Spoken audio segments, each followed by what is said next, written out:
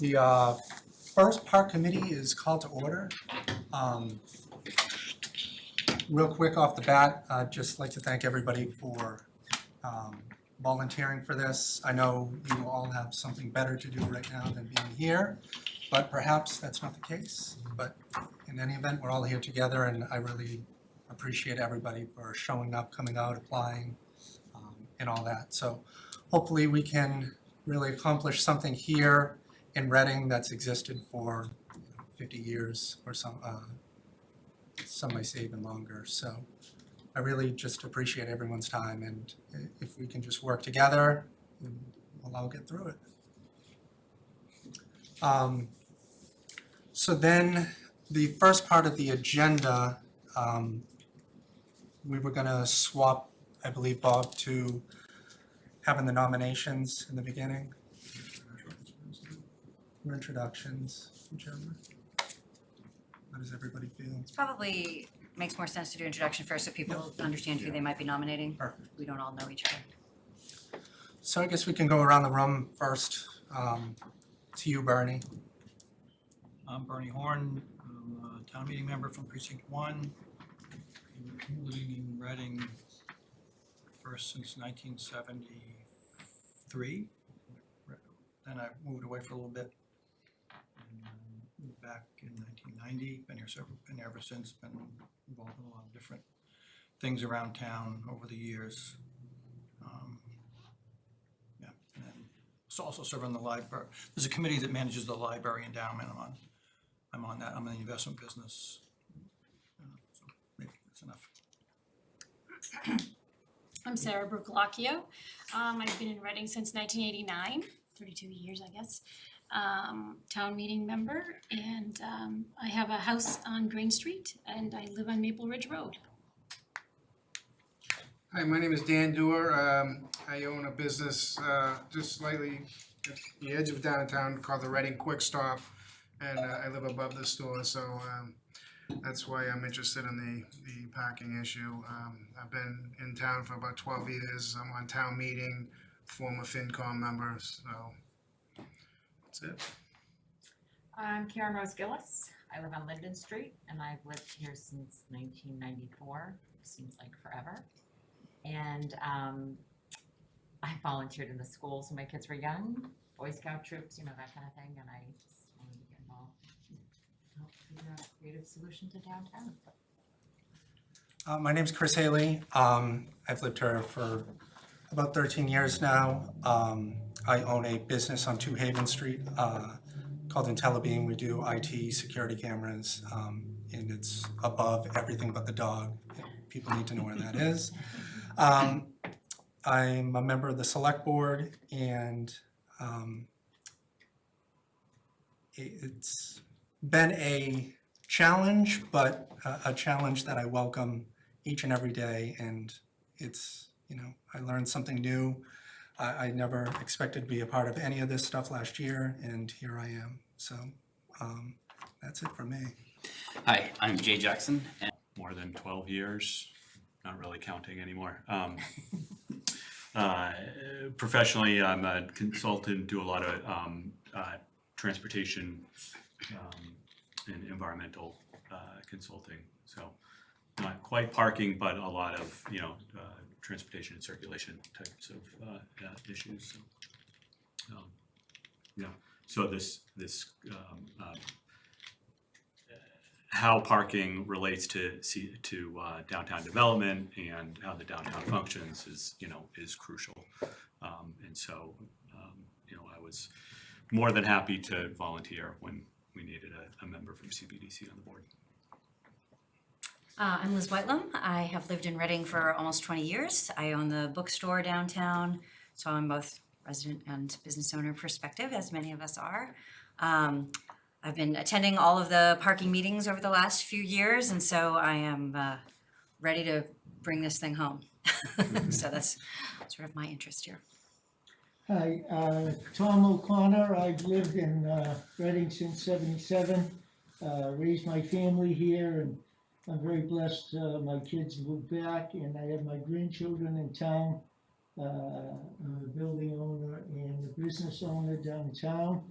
and I've since turned it over to my son. I've become a precinct 8 town meeting member, and I currently work for the NCAA, and I decided I'd rather be part of the solution than part of the problem, and that's why I joined. Thank you. Want us to go?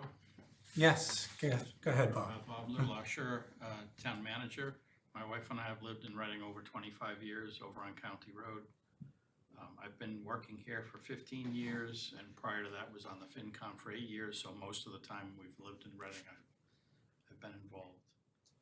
I'm here tonight to do minutes and help you a little bit at the start. You'll hear from 3 of us. I'm sure you won't see all 3 of us at all the nights, but Oh, we're gonna make it so fun, you will not be able to resist. I'm gonna go home and read. I'm starting to read again. I'm Julie Mercier, Community Development Director. I've been with the town for almost 6 years now. I don't live here, but I spend so much time here that I like to act and plan and move about the community as if I lived here. I worked with the Parking Traffic Transportation Task Force the last couple of years on the downtown parking system, kind of like modifications that staff proposed, and I'm happy to help out and facilitate this group in any way I can. Hi everybody, I'm Jean Delios, I'm the Assistant Town Manager. I've been working for the town of Reading now for 12 years. Next year will mark my 40th year of public service. I started when I was 10. And so for 40 years, I've been very involved in these kinds of conversations. Boy, time flies when you're having fun. I do not live in Reading. I live about a mile down the street, just past RMLD in Wakefield, which was an exciting place to be on July 3rd. Tell you about that some other time. But it, like Julie said, we are here a lot, all day and all night some days. And it is our second home, and we're very much invested in having this group shed some light on the work that's been done. There's been a lot of work done, but we're excited to have now a working group in place to take it to the next level. So thank you. Thanks. Bob, did you want to say something? Are you good? A lowly Reading Chronicle journalist who's lived in town for 37 years and often parks around here. Fantastic. So like I said in the beginning, if we want to do nominations now, or should we wait till the end? If you guys want to just see how everyone feels each other out, or kind of scenario, whatever you guys want to do. I mean, it's easy enough. Be helpful to maybe go through some of the agenda items and then nominate Yep. after we kind of have a Perfect. basis. I'm not sure, I know everybody. Oh, yeah. Yep. All right, so the first item on the agenda is philosophy and goals. So I have the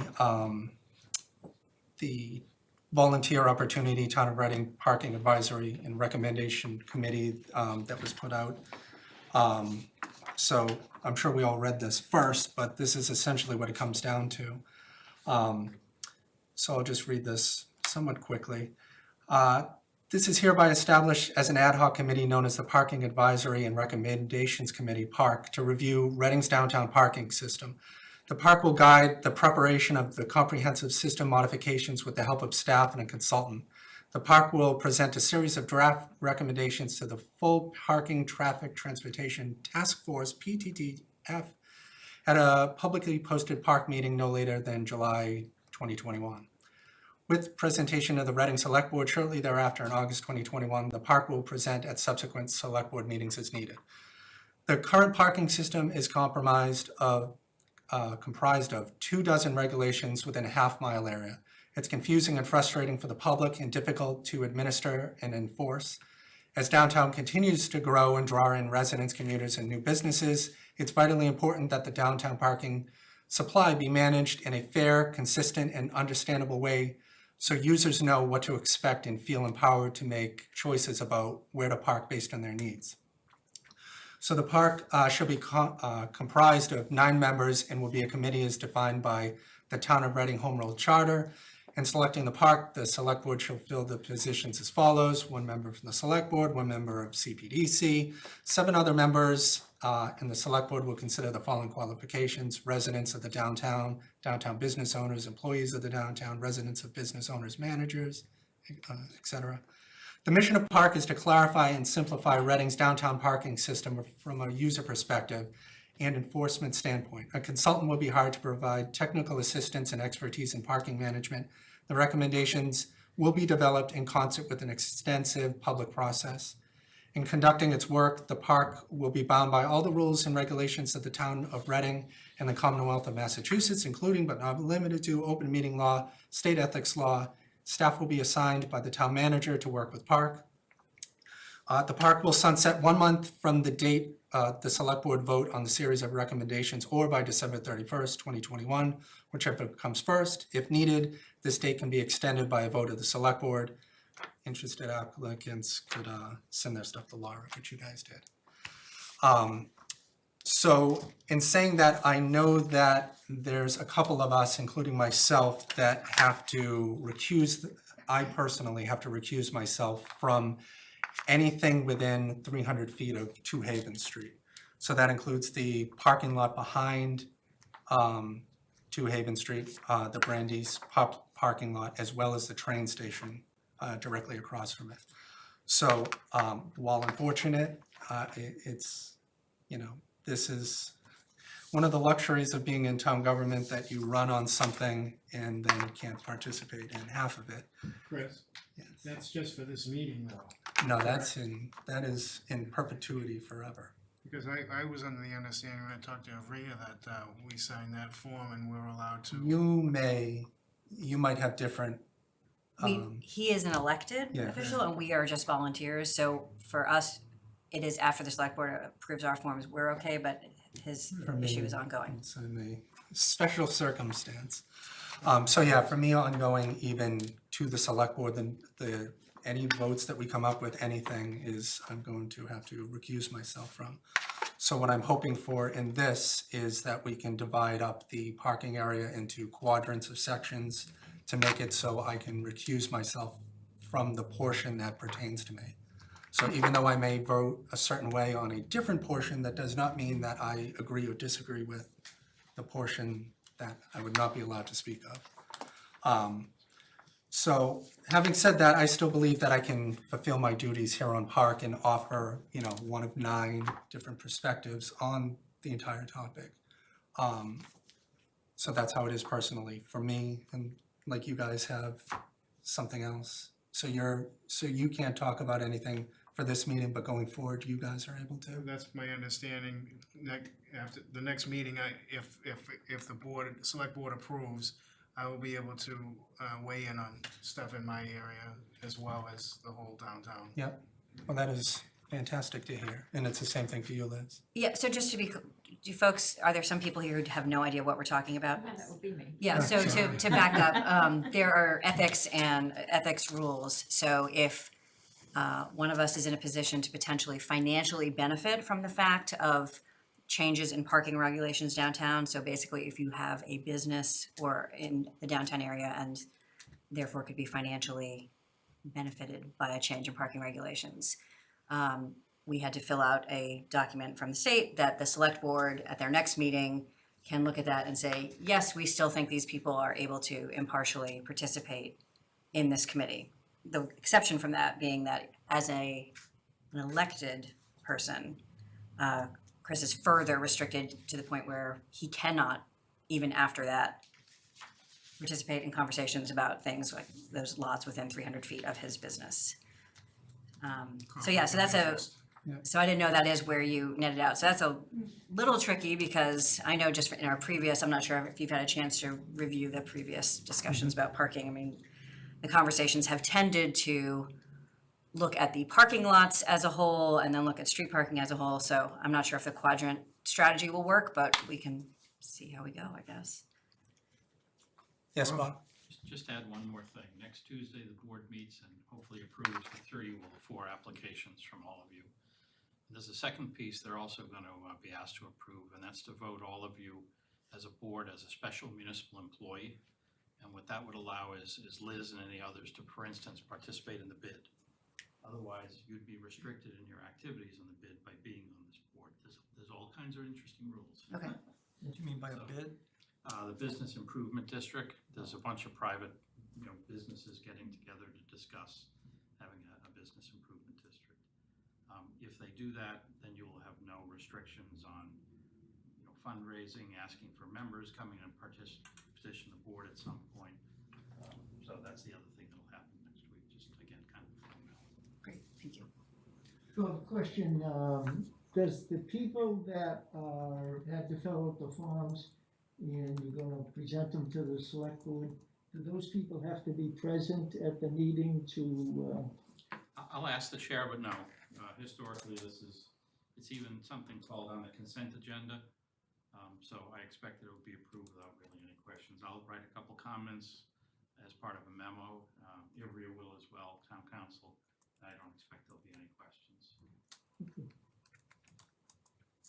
So yeah, so even though that Liz, Tom, and Dan and myself all seem to have, or me specifically, have to recuse myself from this and you have to go through that, we still needed people from downtown. So it makes sense that where we could have had other people do it, there's nobody, you still need the people that are here on a day-to-day basis, like us, to see really what happens downtown as a business owner as opposed to a resident who might be there on the weekends or nighttime or something else. So just a different perspective. So while it might seem easier to do that, no matter what, we were gonna have to end up getting involved somehow, some way, so.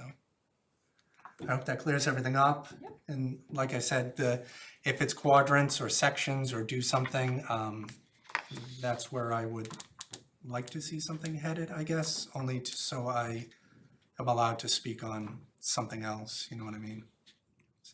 So the issue is that if we made a decision, you couldn't participate in that decision and you had to recuse yourself from the decision-making process, or you can't even participate in the debate or the discussion? I cannot participate in any way, shape, or form within 300 feet of 2 Haven Street, anything that is done.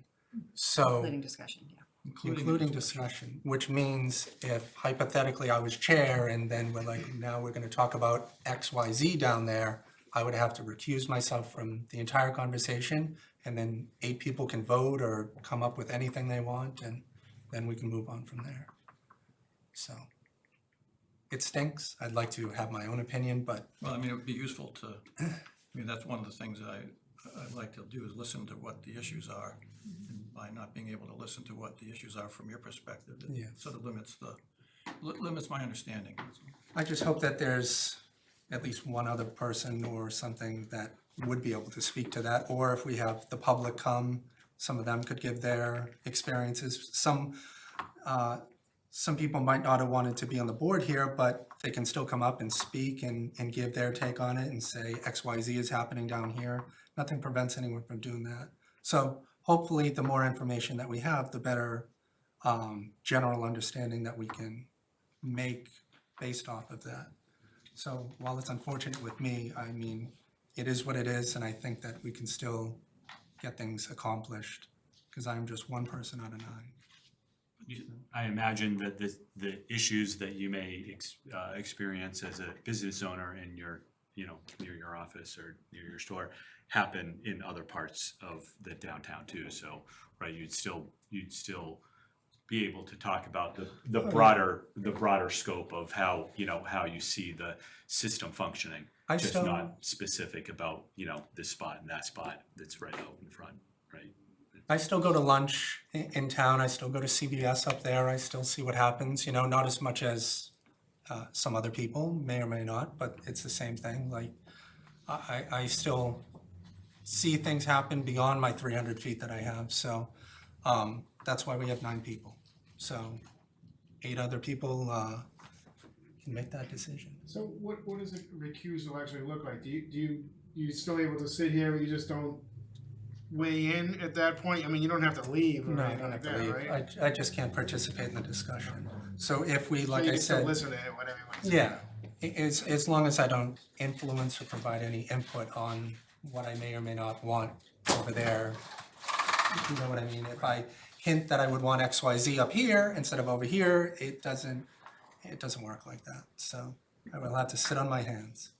And the reason this applies to you is because you're an elected official, but is Yeah. it a specific position, elected position that you hold that, the reason that this applies to you? Just that I'm elected is what I was told. Elected and as the business owner in the, Right, but we have other business owners in town as well, and some of them are also town meeting, therefore elected, I don't know if you call that an official, but, like, didn't you say you were elected, you were a town meeting member, somebody else said I that? am a town meeting member, yes. So you're elected and a business owner downtown, or I'm not? also a resident, so Right, so why does the elected apply to you, not? I don't have a business I'm appointed, not elected, so. appointed as a town meeting member, or? No, that, No, no, no, that on is this an election, committee. yeah. I think Oh, Bob right. has the Any answer. town meeting doesn't count. is this simple? Trust, For the purposes of this ethics, For many because we, things, town meeting is not subject to open meeting law, they're kind of carved out as an exception. thank you, I appreciate that, okay. to put it in this perspective, I shot drone footage. I had a friend come up to shoot all the parking lots and everything to provide an overview so everyone can see, because Google might show a dumpster here when it's really not there anymore, and vice versa. And I am not allowed to show drone footage because it shows to Haven Street. I don't agree with it, but I'm gonna have to abide by it. Can you redact the two Haven? I can. Well, it- 300 I can- feet from it is actually 300 like a larger Very big area than you might think. Yeah, it's more of, I'm gonna edit the overview, and now that I know that other members, I wouldn't sandbag you guys with just showing footage, and now you're all part of my little, like, Clandestine. violation. So now that I know that you guys will be able to be excluded from that, I can edit my portion out, so you guys can still see at least what it looks like from an overview as of a week ago. So I still think it'll be somewhat beneficial. And especially since a good chunk of it is CVS, and then heading towards Downhaven. So hopefully that answers everyone's questions. I don't agree with it.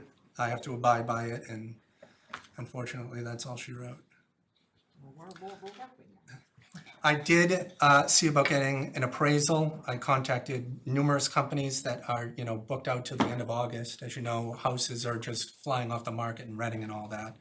But I was told that because of the advertising of other properties in the area mentioning parking and all that, more likely than not, it's going up even $1. The value of my property going up by even $1 or going down by $1, which doesn't make sense to me, would exclude me from getting any kind of waiver from the Attorney General's office. So I tried my best, and I don't agree with it, but I must abide by it, and it's rather unfortunate. But I'm one of 9 people. So I think that, the other 8 of you here are going to be competent enough to just make a general decision that, that's just what I think. So if it was me and someone else, that's a different story. So then another question, based on the overview of the committee, there was language referencing a consultant. Is that something that the town hires, or do we know who that is? Is that something we still have to do, or Beats me, I don't remember seeing that language actually. didn't that Yeah, just no, say? it's that- in I thought that referred to when our work is done, and the select board can hire a consultant if they want, or is that this committee does? I believe it was written into here that, where did I read it? There is past consultants' work that you will be reviewing if you choose, certainly. Yeah. But it Can did you, I'm say sorry, I don't there- have that document in front of me right now. It did Say say something that, about- yeah. Okay. Let's clarify that. Let's see.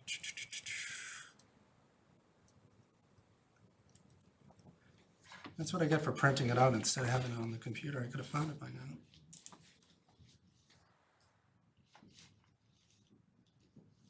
We're 2/3 of the way down. Sure, I mean, I can clarify Julie it has an really idea. since I wrote Yeah. that. So we do have a small amount of money set aside for continuity with the prior consultant to help with any technical questions as you go through your process. If I could just jump in, not to be negative, but staff will need to be dealing with the consultant, so I would ask the committee members to refrain from calling the consultant independently, because we do not have the budget for that, and that will easily chew through money that in the public services department we do not have. It's a very small amount of money. So please work through Julie, myself. If Julie's not available, I'm happy to jump in.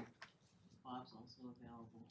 If something comes up, we'd be happy to work with you, but we will keep it controlled. And anybody who's a consultant in the room knows that that's important. Thank you. So I do know that Julie provided me with tons of previous documentation that I went through. And I believe, Liz, you had mentioned it too. Were you part of what Julie had for I wasn't part of it, I just 2019? attended all the meetings. Okay. And I'm a nerd who subscribes to all the documents, so I just read them. So there is, is everybody here aware that there was all the parking studies and whatnot done? I believe 2019, right, is when it was done? 2018. It was 09, there was the 09 work, and then there was an ad hoc committee after that, or somewhere, and then there was 18, 19. Can I get access to that? Oh, yeah, it's on the town's website, but that's why for this meeting, I wasn't aware if I could just share all this stuff with everybody and whatever rules and whatnot, but it is on the town's website, and Julie did give me a copy, so I guess we can, I think Bob He Bob- emailed Bob- it to us. oh, did he? Yeah, I've got one printed out if you Oh, want do to you? read through it. Oh, yeah, no, yeah, oh, Is it Jay? We'll look at it real quick, yeah. It's quite riveting. it is. That's parking, that's big, right? Parking's important. I just need the maps to be bigger. But that is the I'm better. sorry, Julie, what did you say? I was gonna say, I have a Almost an brief, aggregate. very brief overview, if you're interested in it. Oh, yeah, of course. But that's not required for us. I think that's under the general overview, so I guess if you wanted to share that now, that's fine. Sure, yeah, I just wanted to just kind of look those together and I'll sit right there. Sure. Scrunch we shall. And I warn you all of you who were involved the last couple of years, I will not go into like so much detail this time. I promise. To find out. Oh, yeah, yeah. So if anybody is going onto the website, if for some reason you wanna dig a little bit further, the planning section of the website is where you're gonna find studies and a lot more information about the meeting. I haven't used this in a while, so I might be a little rusty.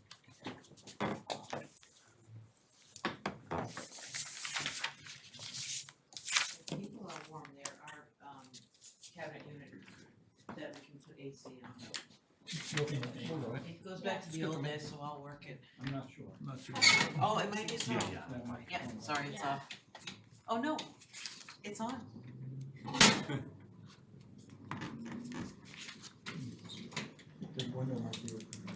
Yeah, that's okay.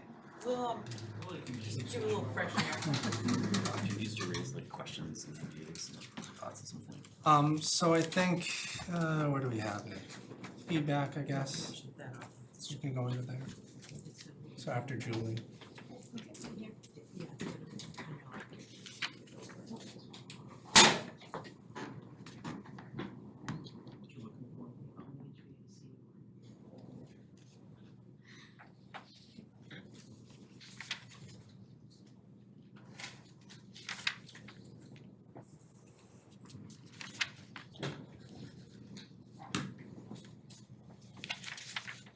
I don't think this computer likes me. What's that? This computer doesn't seem to like me.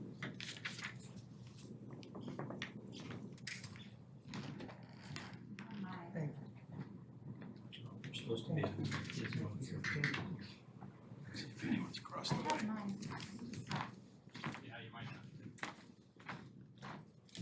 It's been a while, huh, It's Julie? been a while. If you guys don't wanna get on Zoom, I can. I think it goes right here, actually. I think you got it. I mean, it made a nice sound. Yes. I guess I can look at it for you, and I'll send you the bill. Oh, yeah, that's right. If I can't fix it, there's a problem.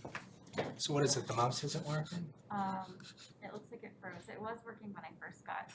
Oh, it's off. There you go. There you go, awesome. It'll be 119. You're off to a good start. Now let's just. Glad we elected you. Yes, you just saved $120.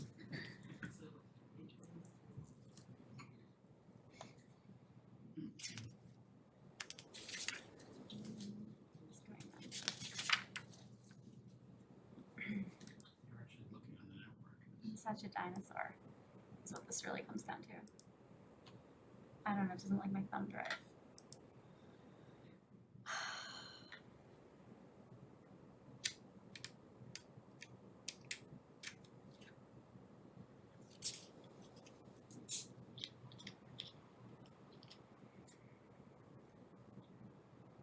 Sorry, I offered. I can help I you think again if when you you put want. it in that second USB drive, it did sort of like acknowledge it in a way, so when you reopen the File Explorer, if you No, put I it back in the other. tried. No, I know you did that in the Try first, the other yeah, one. try in the other one, because it felt, this is a pure electronic It didn't- feeling. Yeah, Being gentle isn't the right answer. okay. No, it's still denying you. It should pop up automatically. No, Yeah. it's not. Let me help. All right. It's got nothing on it besides this presentation, so, and it's brand new. So Let's I go the hope other one. I'm gonna hit the mouse. it is mouse, but we can. That like kills the mouse and everything.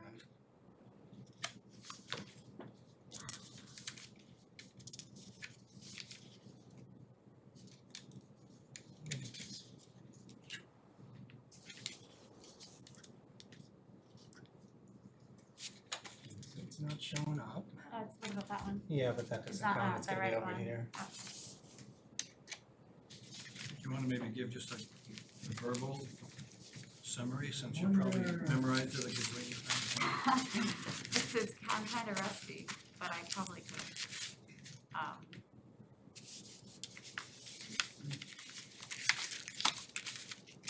It's probably taking the, Put one into the email, because I know you sent it. I can't get my email. I'm with my computer though. Should be able to. To get it on I here? can.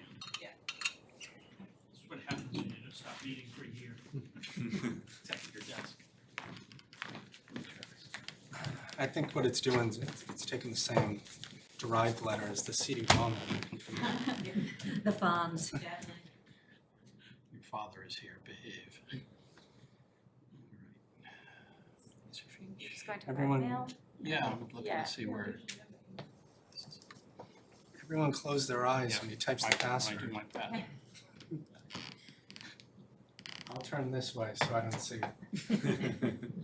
I have to try to remember what it is. It's all hidden anyway. Is there something that people can go around the room while doing technology stuff? I think there was one thing about, Here we go. on the agenda about what you wanted for an outcome. True. Got an idea to back that? Square away the text. It's right Here there. you go. Good idea. Oh, wait a minute. We should do that. Pop saves the day. Once again, Bob to the rescue. This isn't my idea though. Enjoy. All right, so I'm gonna be really quick, I promise. Many of you were involved in as in some way, shape, or form in the staff proposal to the downtown parking system that went on from October 2019 to September 2020. So basically, just to give you an overview of the problem, and this was mentioned by Chris when he read kind of the charge for park, but basically, we have 24 ways of regulating parking within about 0.1 square miles in downtown, so that's very confusing. This is just a map showing that spaghetti, basically. The user experience, the current parking system, spaces are categorized and regulated by user type or permit type, which means from a user experience, there's not enough spaces for each specific user or permit type. More permits are issued than spaces allocated to them. So when I say permits, I mean employee permits. So there's frustration on the employee's end that the permit doesn't guarantee a space. We have permits that are issued to recurring businesses and early birds. There are not enough permits to go around. New businesses feel excluded from the employee permit system. We have time limitations and restrictions that require people to leave earlier than they want to or move their car every couple hours. And just like the multitude of regulations, and some are very specific, and that's confusing and frustrating. It's also very hard to enforce. So those are just some things we were hearing over the years. So the proposal that was presented to the select board over that year-long process started with a guiding philosophy based on those user experiences and frustrations. We wanted to expand access, so better align supply with demand, and simplify the system.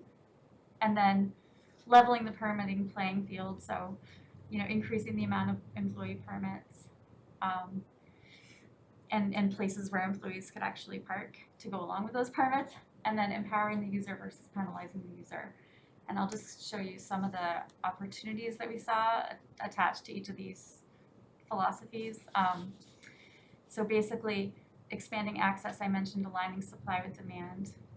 One way to do that is to regulate spaces first by time and then by user. So instead of saying it's like resident only, it could be a public space first and foremost at any time, and then also residents or employees with permits could park there as well. So if a resident or employee is not there, it's a public space. Reducing and adapting the amount of regulations that there are, just in general, like so someone knows from one block to the next that the regulation's not going to change that dramatically. And then abolish leasing, which actually was one of the things that was accomplished last year. So the leasing program that we had basically was like the privatization of public space. It enabled certain users to, lease some of the town-owned parking supply, and then if they weren't there, no one else could use that space. Second thing, leveling the permitting playing field. So I mentioned just in general, increasing the number of employee permits that we give out, but in order to really make that effective, we also need to expand locations for employee parking.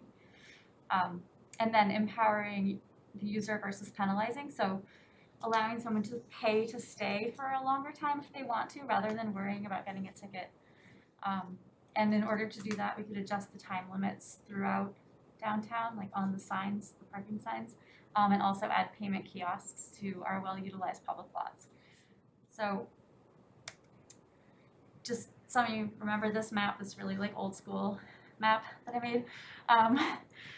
I had divided the downtown up into different areas, with the inner core being outlined here in orange. So that's Woburn Street, Main Street, and High Street.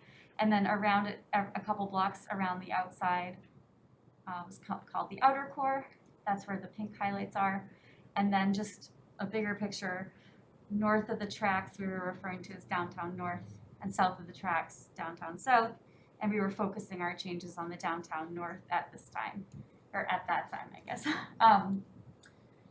So this way, breaking it up this way kind of allowed us to better define and specify what kinds of regulations would be in each area. So this is a little confusing, but the basic gist is that within the inner core here, we were saying public 2-hour spaces or public 30-minute spaces. And then in the lots, like the CVS lot here and the Brandy Court lot here, adding in parking kiosks so people could pay to stay for as long as they wanted, with maybe a maximum cap of time. That's those details to be determined. And then in the outer core areas here, highlighted in pink, expanding the formal supply of parking. So some of these areas currently are informal and unregulated. So actually making them formal and then designated them as employee parking or public parking. That's the basic gist of what was proposed. And then here it is written out, described a little better. It's the text that goes with the map. And they were broken down by the different components. And when we gave the presentation to the select board in September, we were proposing no changes to the resident only areas. So any areas that had a signage along the street that was resident only. We weren't proposing to change that. And also no changes to the commuter parking. And this is just more description. And then the outcome of that discussion, so I think that was like the 5th time that we presented like the iterative process and proposal, was that they abolished the leasing program. So the specifics of that are here, and we can talk about that more if you want. But basically there's no more ability for people to like buy and own a public parking space and then just like never park there and no one else can use it, as was happening. And then out of that meeting with the select board last September kind of came this idea at the staff level, the genesis of the Parking Advisory and Recommendations Committee. We heard overwhelmingly a desire for more stakeholder involvement in the process. And so we were thinking maybe this really needs to be a volunteer-led effort versus a staff-led effort. Just try a different approach. And then you were all appointed. You did outreach, you volunteered, and you were appointed. So here we are. So that's the overview. Thank you. Thanks.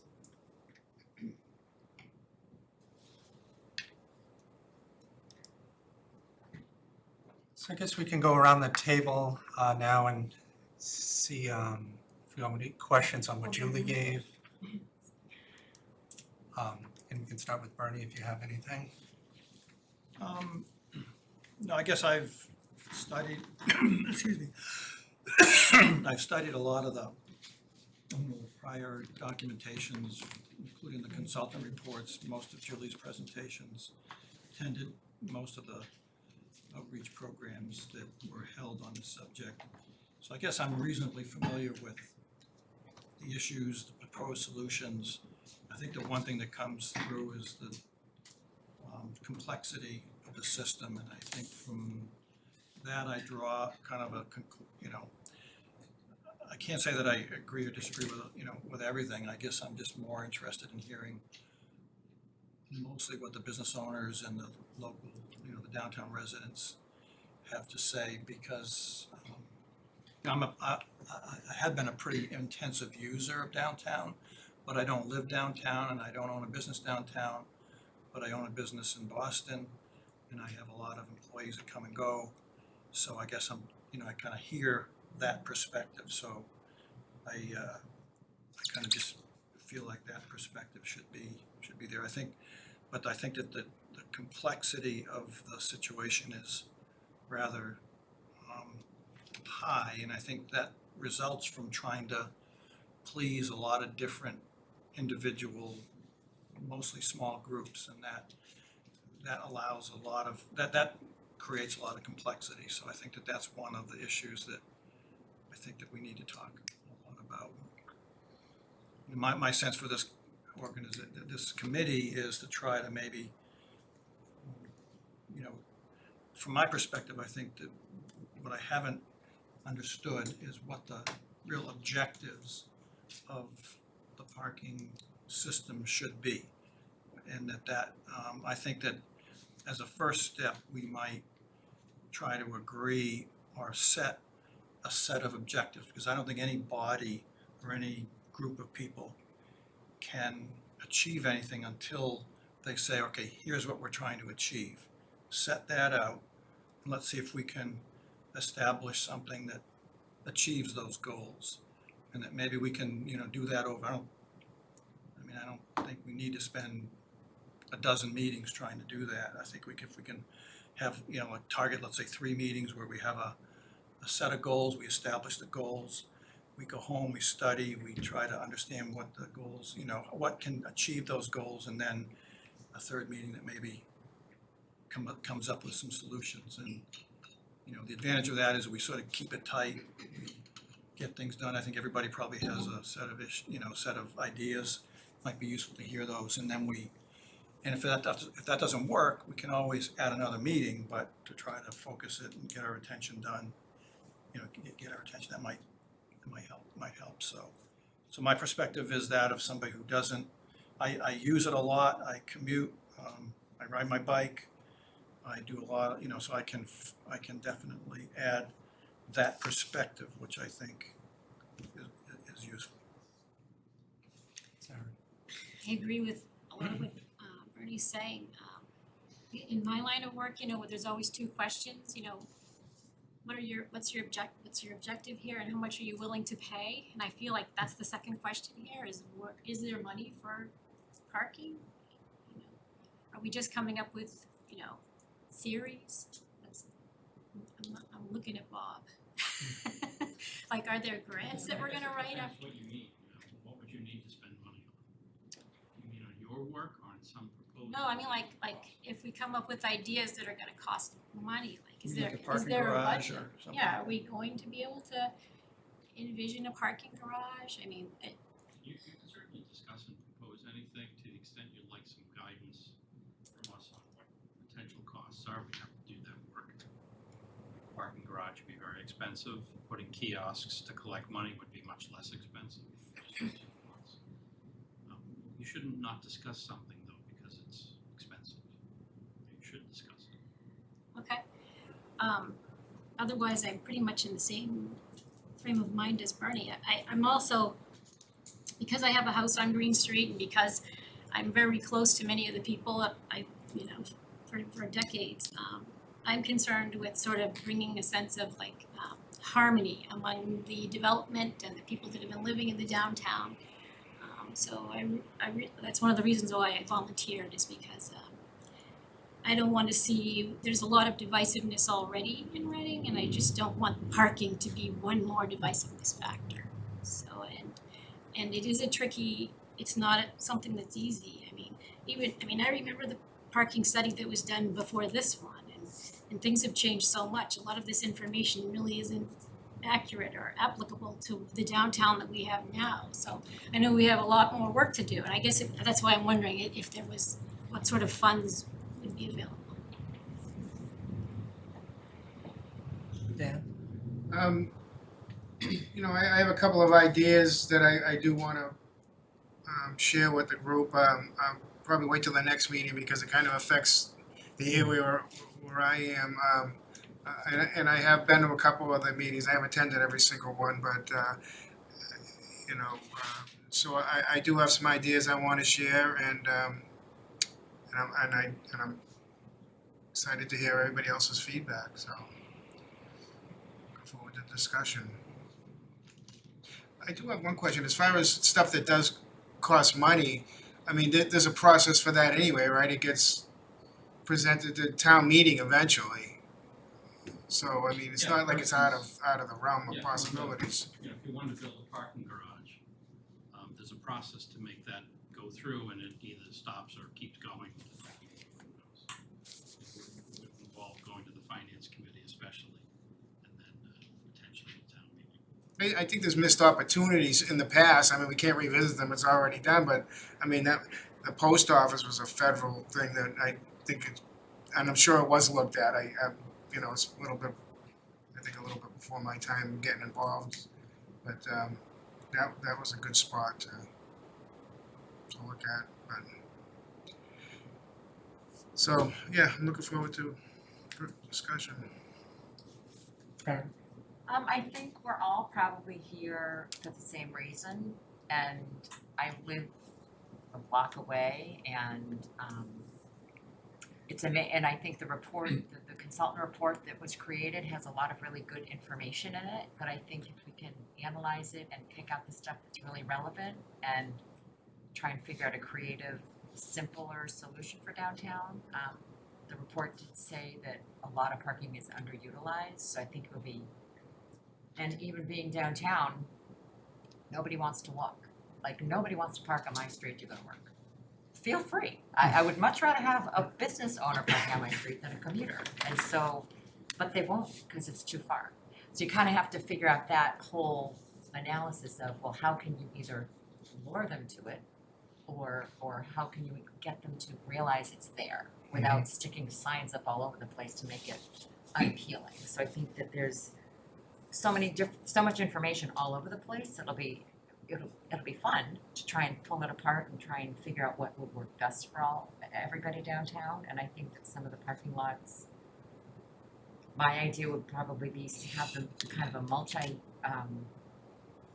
have them have multi-use or like parking meters in one section and not in other sections, like try and look at it from a different point of view of which spaces are used more often and which ones are not, and make the ones that are used more often, you have to pay for it, or you'll just walk a block, you know what I mean? So I think there's a lot of stuff that's probably already been studied, but we weren't involved with, and Julie has a ton of information in her head, so hopefully she'll not avoid us and show up more.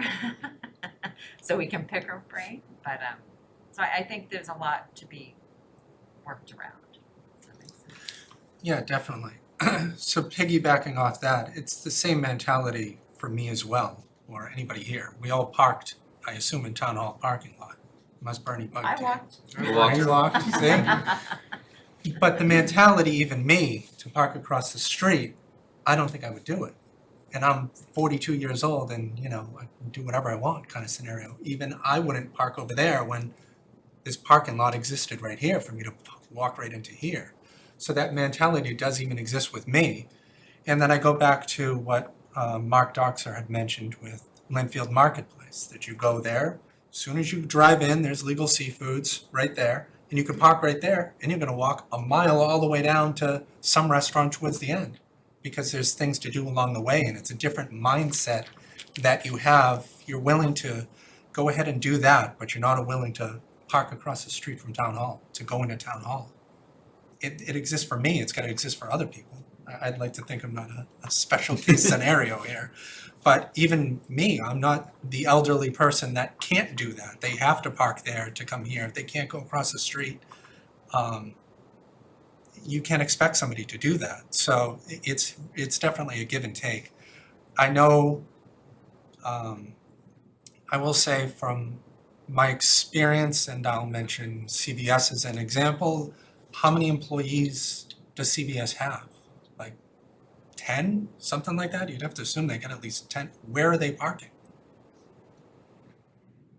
Like, I don't know where the 10 CVS people are parking, let alone Venetian Moon and all the other businesses over there with that one lot behind it. So Julie, you had mentioned there's not enough permits to go around. So if a new business owner came into town, they can't get a business parking permit right now? Is that the case? So probably at this point in the year, that is the case. Like in a typical year, a couple of years ago, like going back a couple of years ago, it used to be kind of first come, first served, and the businesses that have had the system a long time knew about it, would jump on it in January.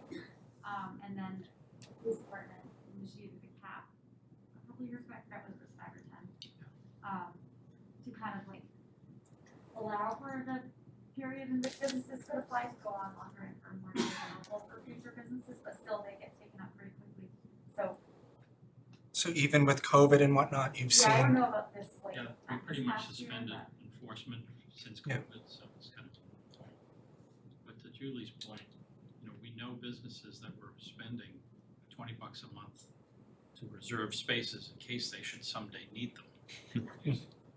But it was so cheap from a business standpoint that finding a parking for otherwise your customers.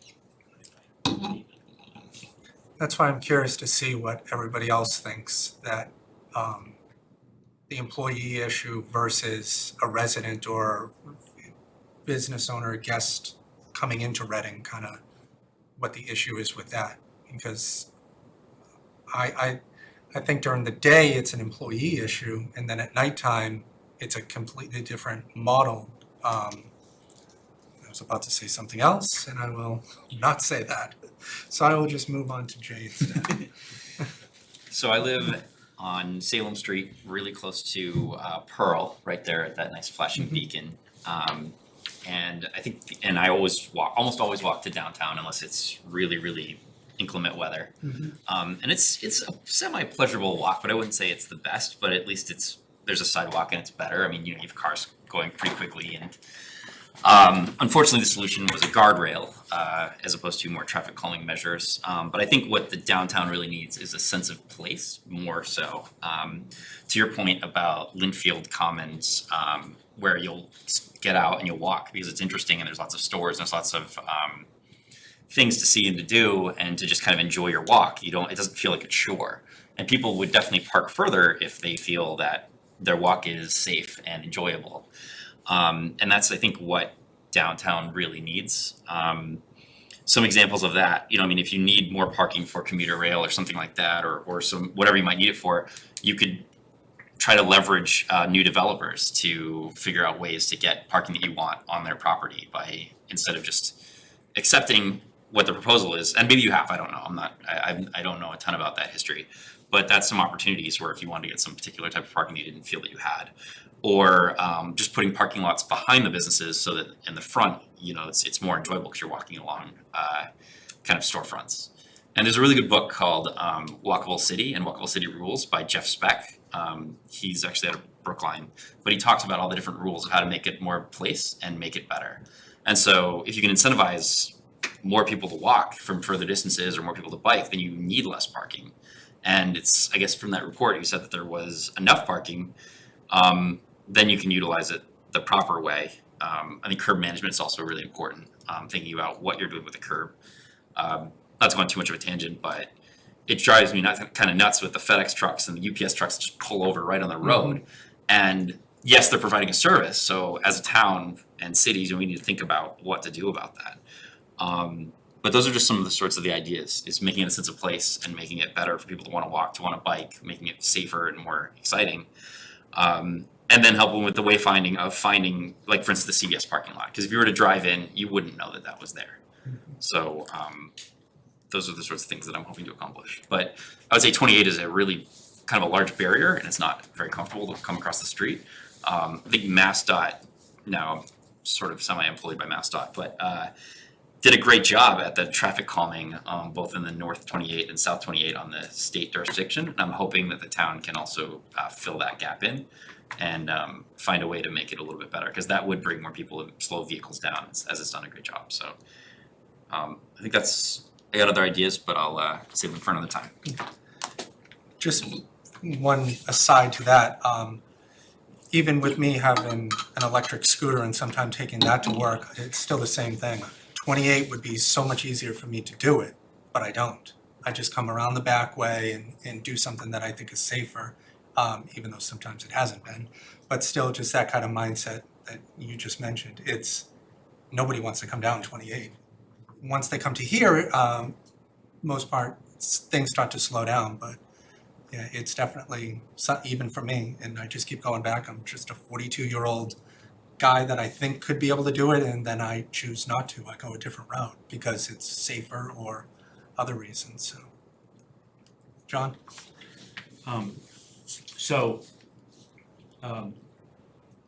One of the things that I think about, you know, in the material that Julie showed is, you know, a lot of times parking, in the charge that Julie was given and that group was given was to address things sort of then and now, and this part of the curb and that part of the curb, which is how you get to 15 different ways of managing parking, because you're looking at that, you know, you're looking at that micro, like what should we do with this parking space and that parking space.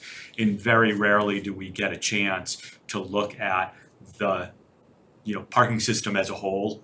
And that's what I think I'm hoping that this group can do, is really be able to take that step back and look at parking as a whole. What, you know, to Bernie's point, what are we trying to get out of it? What are the what does parking influence in terms of downtown, and you know, what are all those different users, right? There's, as you mentioned, you know, there's different user profiles, someone at nighttime going to restaurants, or the daytime, or workers or residents, right? We need to understand sort of what all those demands are, sort of how big they are, and how we can best accommodate them, because you can't accommodate everyone. I mean, everyone wants to park right in front of where they're going, or where they, you know, where they live, or where, you know, they work. And we can do the best we can with the available space, and maybe get more available space. But I guess that's my goal, is to be able to you know, participate in this where we have a chance to look at parking from a bigger picture, because, you know, from being on CPDC for so long, I understand, right, parking really does, it controls how much we develop, how we develop. I mean, it really does influence, like you say, that sense of place and what downtown Reading and what Reading as a whole looks like. So I do think this is a pretty important task we have. I do sort of also wrapped into that thinking is, you know, is sort of phasing, in that, you know, as I said, right, Julie's charge before was to deal with, you know, parking regulations in the next, I don't know if there was a time frame in it, but, you know, the mindset was the next 2 or 3 years.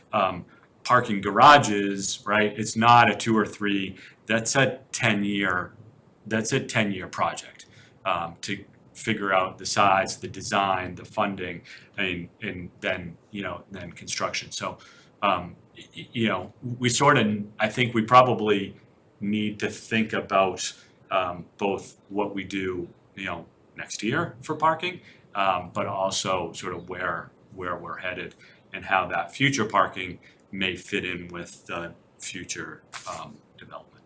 So, anyways, that's my spiel. Yeah, at some point, I would actually love to share some of the discussions we've been having around the business improvement district, because that placemaking and the sense of place is a big part of what the goals are around that. So it ties into this whole conversation. Because as many people have mentioned, there actually, like currently, there is indeed sufficient parking. There is just a lack of either awareness of it or willingness to walk a block. As a business owner, I frequently have people be like, oh, I couldn't find parking, and then finally I had to park over in front of Bunratty. Honest to God, I've had somebody say that to me. I'm like, that is literally 2 doors down. It's not that you couldn't find parking, it was 20 feet away. So I think there's also, you know, potentially an opportunity here for an education component to whatever we do in terms of like getting our town psyched about like, enjoy your downtown, walk around your downtown and see what's there. And so I love the idea of bringing some of that, you know, larger picture, as you were suggesting, of like, this is a place, this is our place, and let's make people embrace their own downtown and what we already have here. And yeah, the planning and looking at it all wholesale, because I think every lot and every section of road or whatever, our fabulous town hall friends have had to react to any number of changes over the years, although when you think of the area in front of CVS and Venetian Moon and, you know, after the dummy went away and that, you know, it's like that is a great example of like, here's a planned area and look how nice it is and look how well it works and how you feel like you're somewhere. And so I'm hoping that we can both, come to some really great ideas of how to utilize what we have, because we actually have a lot, and think of that for sort of our near and medium term. And then Lord knows, we've got research coming out of our ears in terms of like what the growth of this town is probably going to look like over the next 10 years. So then we start evaluating, do we need to actually add additional parking inventory, and what does that look like to be able to do that? So I'm excited for the process. I've had a business downtown since 1980, so I've really seen the downtown change and grow. It really went from a sleepy town to a more active town in a short time. I still remember some of you may remember when there was a dummy in the middle of the square and nobody knew how to navigate it, but the downtown, I think we have to learn to share. I think, as was mentioned in Julie's presentation, in Bob mentioned, some businesses used to control some parking spots just to control them because they could write them off and it was a business expense. I think if we can get some of the businesses or the banks that might have private parking during the day, that they may be able to let us share it during the evening hours, and as it's been said here, encourage people to walk, get out and walk. I know myself, Chris, and I'm a little older than you. I did walk up from where my business is, but I think the town has the spots, as already been said. Particularly, I notice now down by the train station, I know it's COVID, but those spots used to always be full, but they don't seem to be as full. People, I don't know if they're not taking the train or more people are working from home or what, but I think Not the taking the spots train. are there. I can tell you that. I think the spots are there. I think we've just gotta, hopefully as a committee, give them a program or show them how the spots can be used and utilized efficiently. That's all. Thank you. Yeah, this area has a lot of work from home on this north part of the commuter rail, so it's way down, like maybe 50%. I was talking to somebody who's, I work downtown, I've been working downtown for well over a year during COVID, but somebody came into town and meet with us, and he said he was the only person on the whole train car. That's not from here, but from someplace else. Sure. But I mean, Boston is, from a business point of view, basically a ghost town still. This is like 14 months. There are more people in the last 4 weeks than there have been since March of 20. But not many, but the big businesses are still talking about people not coming into town, I mean, until at least September, and even then, what we're hearing from the big businesses down there, it's gonna be limited. I think the car traffic is almost where it used to be, but In the not the 70s. commuter rail traffic. Because these people are all driving instead of taking the commuter rail when they used to, because they're Yeah, just but like, there's ah, it's still not so the bad. traffic Yeah. is still a fraction of what it was pre-COVID. On a day in, day out basis. Every 1 or 2 days, you can see a little bit of traffic, but the time it takes me to commute from here to Boston is 20 to 30 minutes. It used to take me 50 minutes to over an hour. It was quicker for me to ride my bike from here to Boston, What time do you go, what time is that in the morning? 6, 7. So it was, I can't say that's the case now. Can I ask a question about the employee permitting? Mhm. How does that work? So at the beginning of the year, you march over to the police station and fill out an application and hand them a check. And then a couple weeks later, they mail you a permit that you hang from your mirror, your rear view mirror, in your car, and then there are spots around that you can.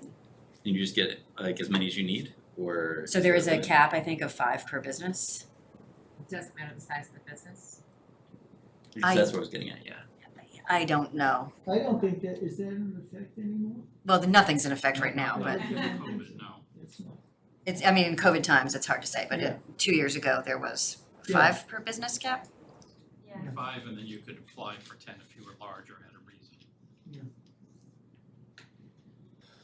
So That's only after a period of time when everyone had their 5. I have a suggestion of a different way to do that, but we can talk about it later or whatever. that's why there's 9 of us here. There's lots of suggestions. And who knows, maybe something ends up really good coming out of this that one of us provided that makes a big difference. That's essentially what I'm hoping happens. Because as you know, I can say one thing over and over and over again, and then it might not end up being that. I know to Liz's point, when the CVS thing was getting mentioned over there, the new building going up and whatnot, you had sent an email on something that I didn't actually think of at the time in regards to that building going there and why it should be, if it was something else and this is why you support it. Like, I didn't think of that at all ever. And then seeing your comment on that, I was, not surprised. I'm sure you do great things all the time. It's just, I learned something. And I believe that with the 9 of us here, that we can learn something, all contribute something. Bernie mentioning going down to Boston all that time and seeing the perspective from down there, which then trickles back up to here. I really think this is going to be very promising for Reading. So, somebody else have any other feedback or? Do people feel the system's broken? The business permits, is it broken? Do you think it works well or no? I think in general, the business permitting, getting the permit works. I don't think there is enough spots available for the employees. As CVS, as my example, where are the 10 people parking? I mean, I have no clue. I just know when I go to CVS, at noontime, there's gonna be 1 or 2 spots on the back. It's just a guarantee. It's never you're gonna drive into the back of CVS at noon and all of a sudden, you can park wherever you want. That will never happen. And for them, that's more of a weekend thing too and all that, where they're more of full all the time per se, as opposed to other areas. So I think that I should probably stop talking before I continue. I think there's some spots allocated to some businesses in the CVS parking lot, like Reading Co-op, and every time I get on there, I never see all those spots used. I always see a few empty ones, so I'm wondering if they have too many allocated. Well, the entire lot back there is not all publicly owned.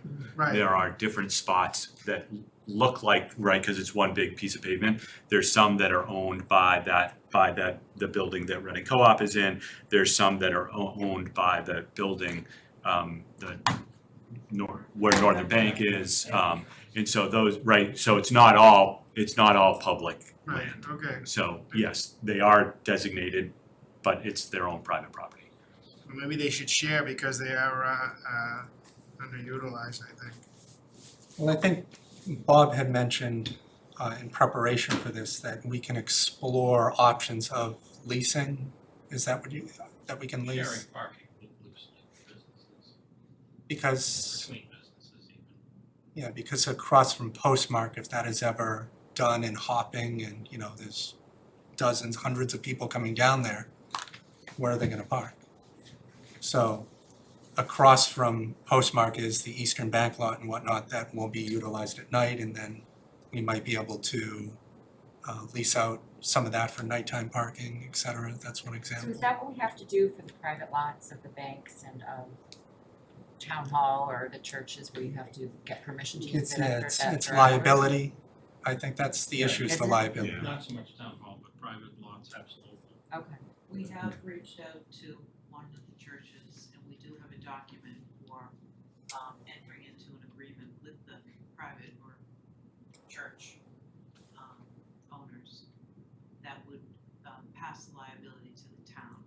It's a document that we've worked out with town council and was modeled after something that another community uses. And so we have the tool in place. We did not get any interest from the church that we approached. Initially, yes, but then no. Is that based on the premise that the town somehow would regulate or control those spaces that they add into this inventory, or is it, Yeah, so why would the town have any responsibility for? we can assume the liability, and it goes into our overall liability policy. Yeah. And it takes out the risk to the property owner if somebody were to park there and have a slip and fall. We would assume that liability. But the liability, on what basis is the town taking responsibility for a parking space on somebody's private lot? That's where this legal document spells that out. I mean, what? For sharing. Yeah, To so share if, it. yeah, as a Yeah. public, to use it as a public use space. Instead of paying to build new parking, we would basically rent an existing parking lot and say, Right. this is now public, Okay. from 5 to 11. Because the recommendation that I'd made about the churches some time ago was that it's their property, that they can do whatever they want with it. So why wouldn't they say that these 10 spots, we're gonna allow public parking on them? And oh, by the way, you're not required to, but this is a church, we're here to try to make a little bit of extra money for our cause. Here's a way to pay for it, and that money goes directly to the church. It's a transaction between the person who wants to do that and the church, and the town has no responsibility or involvement in that. That doesn't solve the liability on a slip and fall. Well, it's it's the church's Yeah, and responsibility. What we've learned is private owners will not participate in that program, period. No. If they have liability, they just won't, their attorneys will not let them. The biggest Two businesses sticking next point- to each other that have opposite hours that could naturally benefit from sharing parking refuse to do it unless the town gets in the middle and accepts liability. So the biggest sticking point is the liability, and we have a way to solve that. And we still don't have, in this case, a taker or an interested party to get involved in it. So they were offered financial compensation or a tax break or something, or like what were they We never getting? got that It- far. Oh, you never even got to that? So I guess, with all the new buildings that are going up and all the new restaurants that are supposedly coming in, part of the consultant had mentioned, like, the restaurants do valet, and at night, I tried to get to CVS the other night, and you couldn't find a space anywhere. I was on my way home, so one thing I think that we might look at is using one of the lots for valet for some of the restaurants, because they use a ton of spaces at night that prohibit anyone from going someplace quickly. You know, CVS, you can't get in that lot once the time changes, so. We did present that idea to a couple of the restaurants. Did you, and what, Not no? interested at all. really? I would be more inclined to go to Bunratty's or Zucca. Like Zucca, you're never finding a spot over there. I don't even know where Zucca people park, but I'm more inclined to actually go there if a valet thing did exist. That's me personally. So I think they just, just get, well, anyway, we can talk about it. Because it does mark, Yeah, they kind of have a restaurant, aren't they, in the first floor? so allegedly there's parking over there for it, but I don't know to what extent, if they're actually full all the time, like where, Well, that's municipal parking in front of Bank of America. That's municipal, and if they were going to Zuka, they would park there or on Main Street if there was open spots. And that's pretty full at times too, so. How many times has the town ever been sued for a slip and fall in the last 50 years? I lost track, that's how many, really? a lot, Huh. on sidewalks, on roads. You'd be surprised.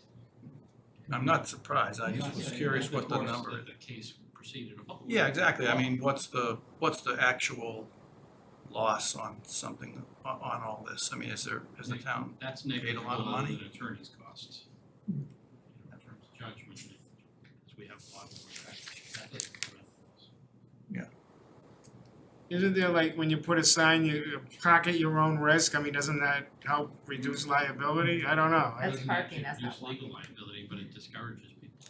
Yeah, people can Use- sue for use anything, the it's law. not, you can't, I mean, it's a question of, Gene, let me ask you, if I understand you, one of the issues with the church was the liability, but then the town resolved that, is that what I'm hearing? Yeah. And the town went back to the church, and the church still said, you solved our issue, but we don't wanna talk to you? They had like a board of directors or some board that they had to bring it to, and I think that's kind of where it died. And they refused to do that?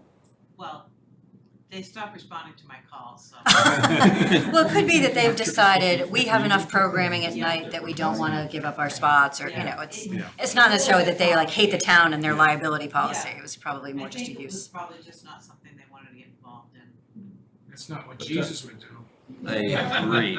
Jesus would walk the mile. but during the day, you go by all those spaces during the day, they're mostly empty. Oh, yeah. Most of the day, every day, Except so Sundays, it's sort of a waste of space. completely. That is, so, right, we've talked with a lot of developers and a lot of property owners about sharing parking and I'm gonna say, you know, I like the report that Nelson Nygaard did back in 2008, right, in documenting all the private parking spaces in town, and there's a lot of private parking in downtown. But getting over that hump of not only the sharing of space, but the carving out of space, because as a property owner or as a business owner, right, you all know, you don't know what you're gonna need next year. So you don't wanna enter into an agreement to like loan out or give away, like maybe rent it, like produce income, right? There's a lot of things there that you're not really incentivizing the property owner enough for them to give up that, what is, in downtown Reading, a precious commodity, which is space. And so even though we have a lot of parking, a lot of private parking, trying to convert that private parking to a usable space is a real challenge. Are we able to offer month-to-month kind of things? Does it have to be a year or long-term, because it's not gonna cost us really anything to do it, other than a sign, I guess. Are we able to say you can go to month, cancel this whenever you want? Just let us do it and see how it works In out? terms of what? In terms of the Between church who and or who? some, any private I mean, party? any contract can be written cancelable upon, Yeah. cancelable at any time. So Just, absolutely, you can do that. Just to But I see. think what you yeah. lose is people knowing it's there. So if it's there 1 month and not there the Oh, next well, month. I'm more of the, if you cancel it, then it's donezo kind of thing. More of just giving you the ability to back out of it and just be done with it. If you don't think it's working for you, or you're selling your building and you don't have to worry about, now I have to sell it in 11 months because I'm in this lease with the town, just making it as much advantageous for the person as it could be for us to take it over, kind of thing. I don't know if maybe that's why they were spooked out of it, because they gotta do it for a year, or it never even got to that part. You never even got, No.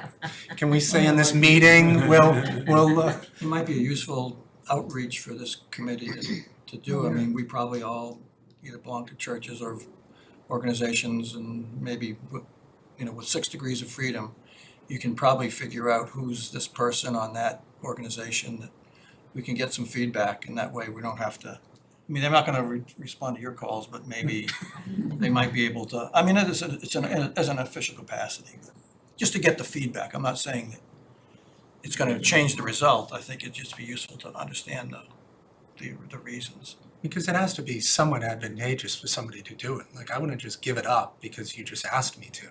But if I'm gonna be paid $1,000 a month or something like that for 10 parking spots that I'm not using, I didn't get the $1,000 before.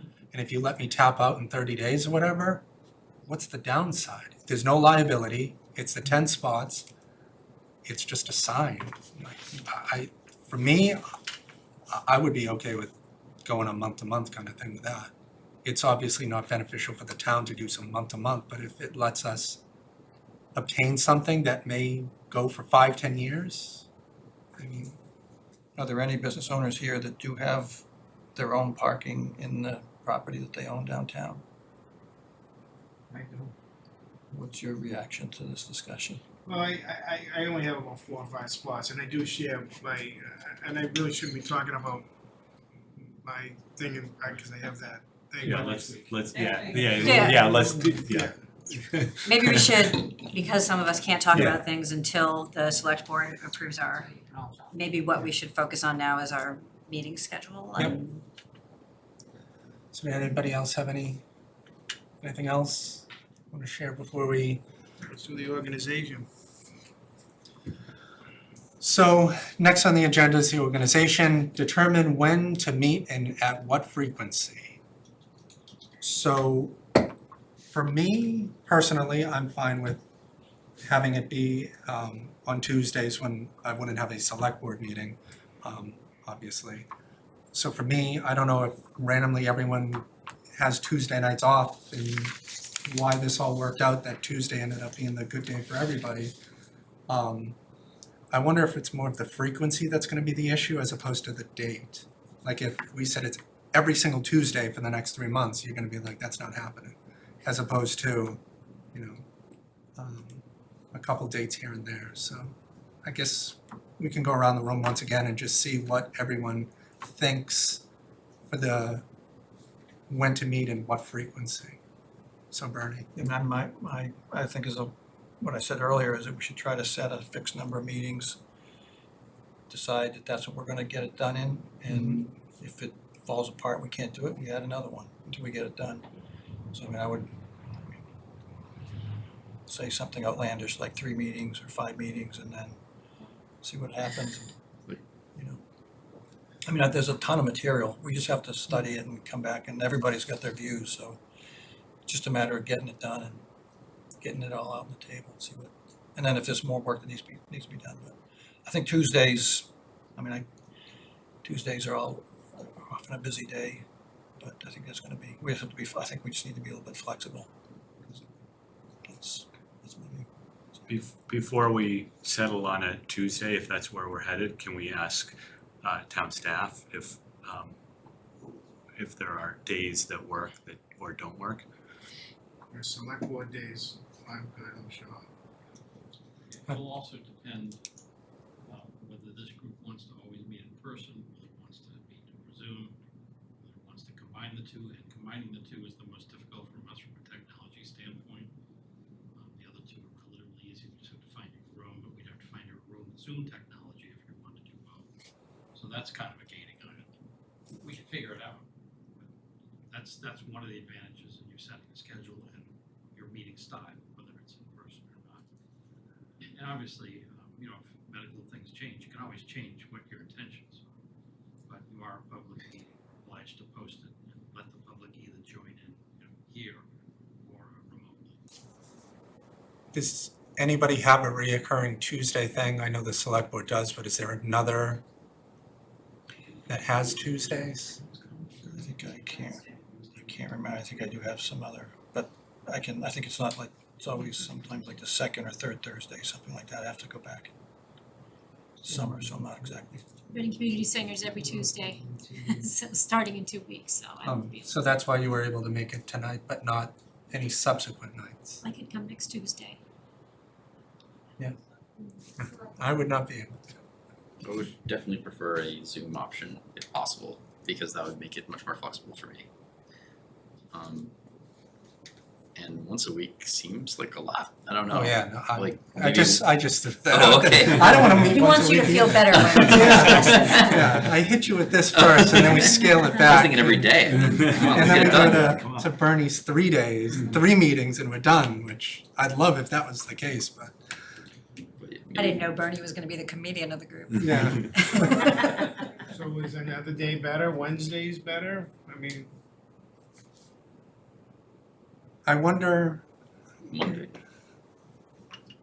I'm pretty flexible, so whatever the. Well, let's react to Wednesdays. How do people feel about Wednesdays? I'm flexible.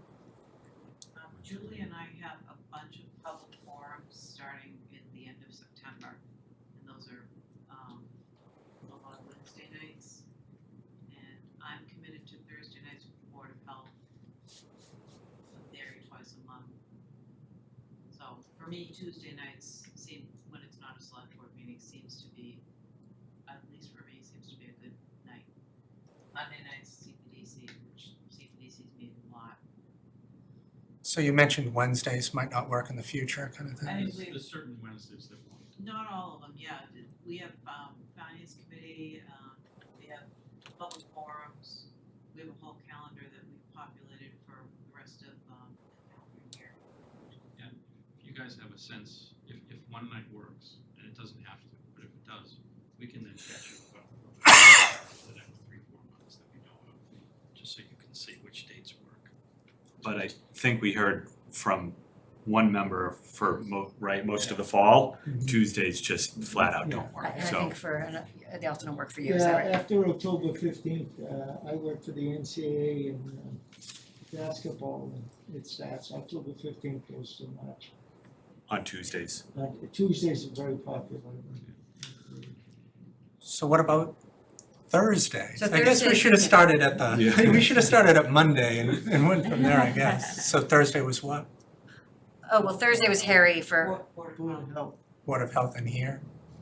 Or, But- No, it's a Thursday night meeting. oh, But that's not every Thursday, right? It's, Or, the first Thursday is penciled in as a maybe, and the third Thursday is the definite. so maybe we could work around.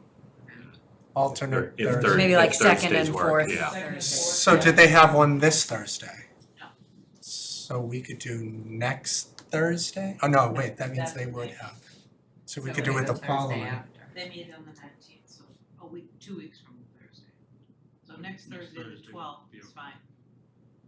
Sounds like if we rotate between Wednesdays and Thursdays, or it's 2 days, then we can shift the days that there are conflicts on that week. If a Tuesday's a conflict, or a Thursday's a conflict, we can do a Wednesday. Well, but it sounds like we might be able to just do every other Thursday and not have to switch.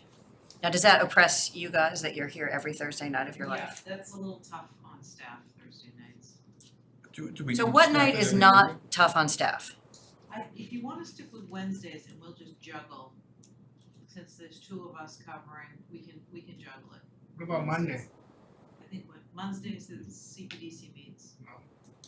We can probably make it easier to make a Wednesday work. We just, Just not every Wednesday. yeah. Yeah, I don't think Yeah. anybody wants to be here every Wednesday, much as we all love this. How frequently do we Yeah. wanna meet? Like every other week? Or every third week, or what are we doing? I think in the beginning, it makes sense to meet more frequently, especially if Tom has going towards October. I can't even think towards October right now, like Halloween and everything, so I think getting more stuff accomplished while Tom has, I can make Tuesdays up too. And I can make a But we Zoom, I get, Well, you weren't the only Tuesday, so it sounds like we could potentially do Wednesdays. And I would agree with you that meeting more frequently is sooner, particularly the purview of like, in theory, we're supposed to be done with this by December unless we need to like apply, so it's like we gotta crank through and, right? Don't worry about that date. I know, but it could get it's a extended. good goal. It is a good I goal. agree, yes. That's our goal, Bernie. Get this done by December 31st. That would be a failure. We really should be able to make decisions faster than that. How about It's a Thanksgiving? public process, so you What's don't count on making decisions quickly. What's the process? I mean, A public among our No, our group. I'm right, this talking. is a public process, so we need to get public input as well. It's not just the 9 of us, right? And so that takes, just setting the Yeah. table here, right? Public, when you get the public involved in the process, decision-making process, it's not a quick thing. As long as we post 48 hours before the meeting, the public's always invited, Yeah. we're good to Yeah. go. I wouldn't say that because we did a lot of that. I don't know how many meetings Julie had and the select board said you didn't do enough outreach. So you're not just meeting, you're gonna have to do outreach and we can obviously help with that. So the mandate for this group is to do the public outreach, or when we report, the public outreach starts after that? I thought the public outreach started. We do the public. So If 4 the board weeks. came back with suggestions that only the 9 of you thought about, I don't think the board would care, honestly. It has to be, Well, no, I- how did you do it? How many They days? care a little bit, Bob, come on. Maybe just. I would love if there was 30 people in here giving their own opinion, because eventually somebody's gonna say Advertise something. topics, They will. Yep. Now we're gonna talk about this, and we have lists, Julie can send it out to all the downtown businesses. But from experience, you had probably a better turnout with Zoom, I guess. What did you have, maybe 25, 30 at the most at any meeting? I mean, I was on a lot of those Zooms and there were like me, one other, and 2 other people.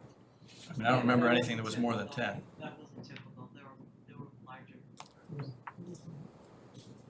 My question would be, when we go, I haven't served in a town meeting, and I was presented with something about meeting laws and when you can talk and stuff like that.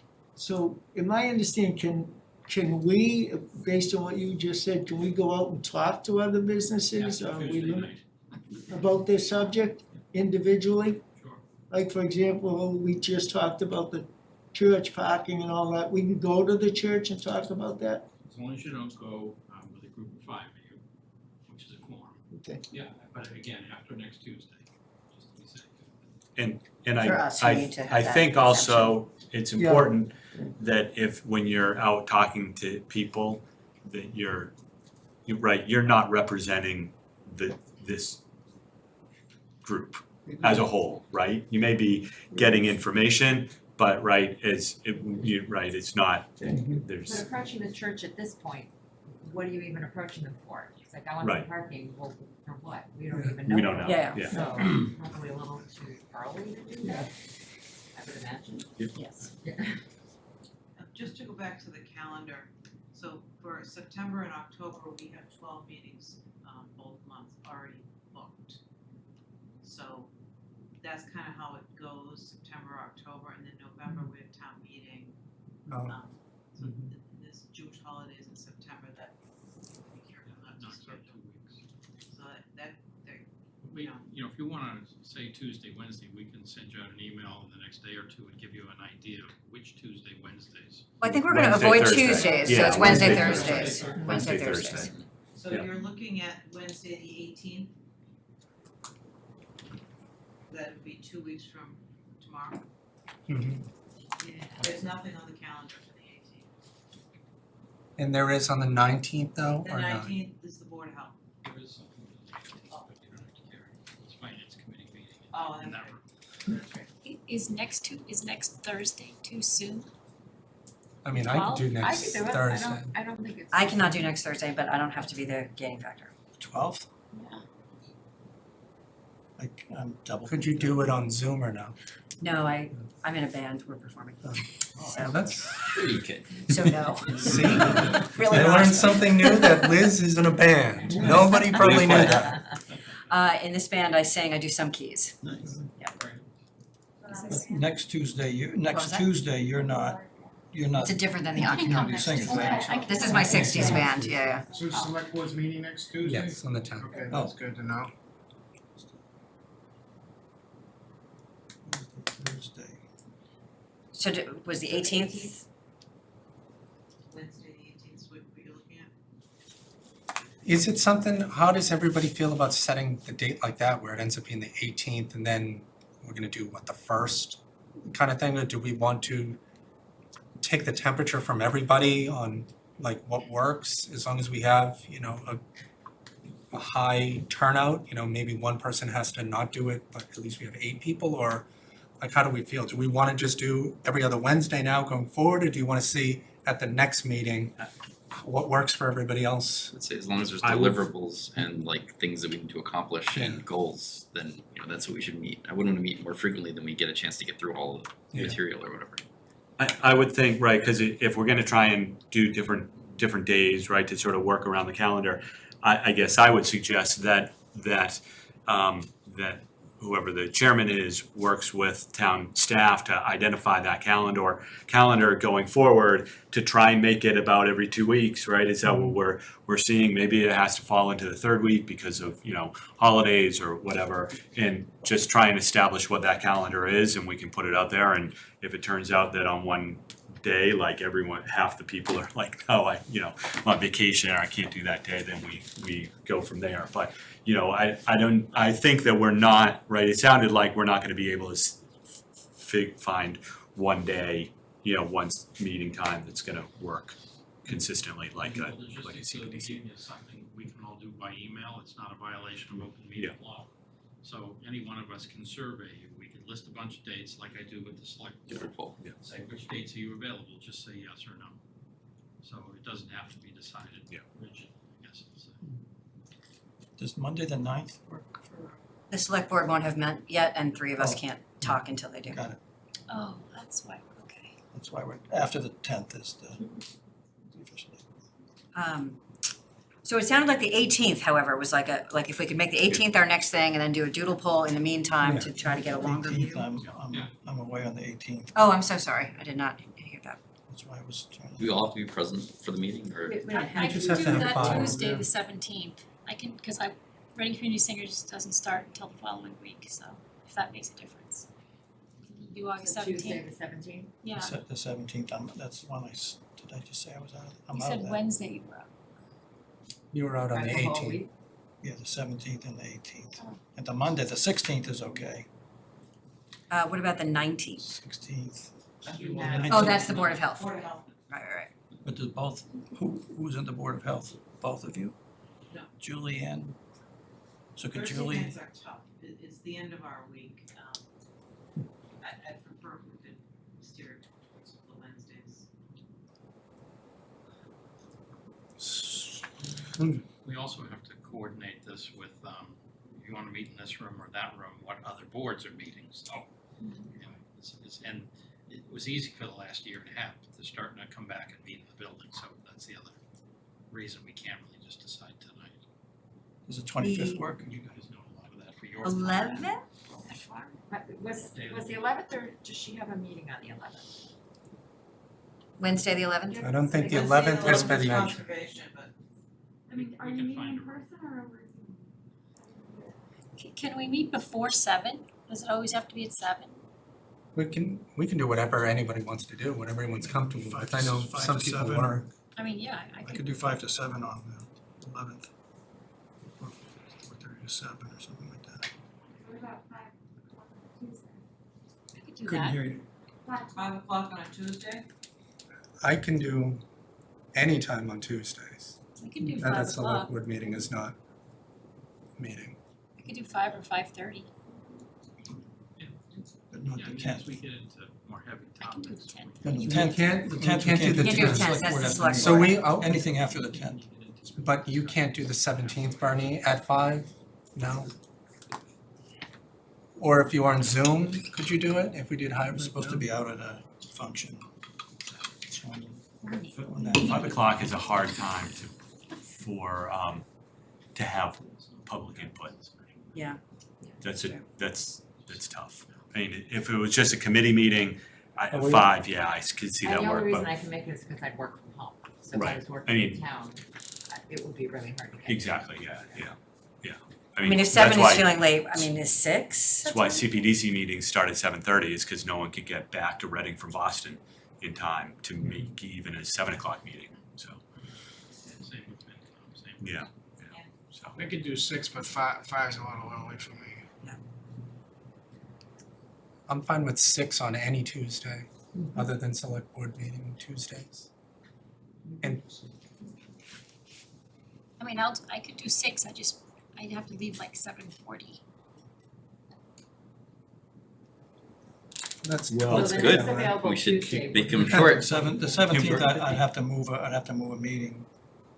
Can we I could do the just 17th. can we do like a doodle poll Yeah. that's starting right sometime, we'll try it with the goal of meeting sometime between the 11th, Yeah, the right? 11th. The 11th and the end of the month, Yeah, right? I mean, if we can get one meeting in that time period, right, people are on vacation, lots of stuff going on, I think that's a success. And then after Labor Day, right, after the first of the month, I think we could probably establish something a little bit more regular. But does that sound right? And not everyone's gonna be, right, we know not everyone's gonna be able to go, probably. I think what we're hearing is we can't find one date for all 9 of us in that time period. But if we do a doodle poll, then we'll figure it out and pick the best. so is it something best that date. you guys can give us Yeah. the availability and then we can select something from that That's availability? the best solution, because, for instance, if you wanna meet in person, and both these rooms are booked, I'm not sure what your next choice would be. The library is starting to get busy, where you're gonna meet for the select board. You know, we can look around. Schools in August we could do, but September, you know, they don't really want us to generally be coming to schools during COVID. So we'll try to look at room availability, staff availability to some degree, especially Julie. And then, let you know what's How many total rooms do we have with Zoom functionality? I'm told we have two working sets of equipment with a third almost working. One's gonna be dedicated to the library, so 2 for this building, these 2 rooms, basically. So I don't mind having a hybrid option for me, like I would always prefer to come in person, but for you or anybody else that, you know, as long as we at least got the initial meeting in, we see everybody here, we, you know, we're not seeing everyone on a square on a screen for, like, using John as an example, I know exactly what your Zoom background is. I could not tell you your last name even right now, but I know your Zoom background. So at least we all got to see each other in person like this, feel each other out kind of scenario, then I don't mind having something hybrid. At least that's how I feel. As long as we're getting to the goal at the end, it doesn't matter if we're on 18 Zoom meetings or 3 in-person meetings, as long as we're all able to participate in any way that's, you know, convenient for everybody. I'm surprised we all got all 9 of us here today. But it is, you know, we have to work, it's the summer, people are taking time off vacation, so we definitely have to work around it, but I'm fine with whatever. Let me just ask again, was there anyone that cannot make a Monday, a Tuesday, or a Wednesday ever at 5, 6, 7 o'clock, whatever times you might? Or is it all case by case? I know for Tuesday nights, But I could come early, I could come early on Tuesdays.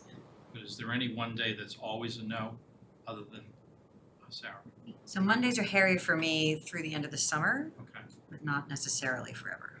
okay. I mean, they are hairy forever, but I can change my I think hairiness. the best thing is we'll just throw every date that's out there and see what you all say. That's what I said, whatever you, because you know what rooms are booked, I don't know, and you know the schedule. So if you can say we have these 12 dates before the 31st. Yep. Who's going, what's your availability, and then, we'll aim for all 9, and it is what it is, whatever it comes back. Bob, did you say we could use the library? Is that a possibility? Maybe, but that takes some arranging in advance because the public's starting to come back and Okay. use that Or- building. Or RCTV? Are they watching? Well, yeah, the other thing is, Are they watching? they apparently Are are you gonna there? cover your meetings, so it's not ideal, but you could participate. If you're not available at all that night, you could watch the meeting. Yeah. If you're just not available to really participate, but you could watch it on Facebook Live or the night it happens. When you're doing the doodle poll, can I suggest that you have availability in person as well as Zoom Okay. as an option? Because that may open up a lot more Yeah, times Who's for doing people the to make. doodle poll? I don't I even know. think Bob is, Or I didn't, whatever Bob won't- software you use. Bob won't, A younger person. Bob's than getting Bob. upset. More than I look though. Okay. Yeah. So I do think that Zoom would give you more options for when you can meet, because Of if I were course. to Alex, and we don't have to worry about a meeting room. Yeah, that's true.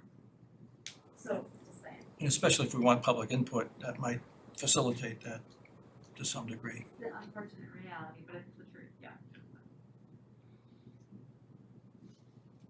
That's why I like the hybrid option. It gives people can come in or do Zoom or whatever.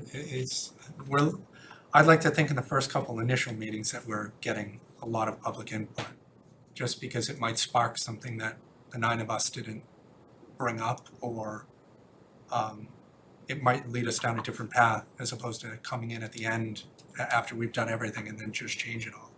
So the more input that we get in the beginning, I think would be better. That's why meeting more frequently in the beginning and then tailing off at the end and maybe finishing by Thanksgiving, or just setting something as a good end date. Aim for that.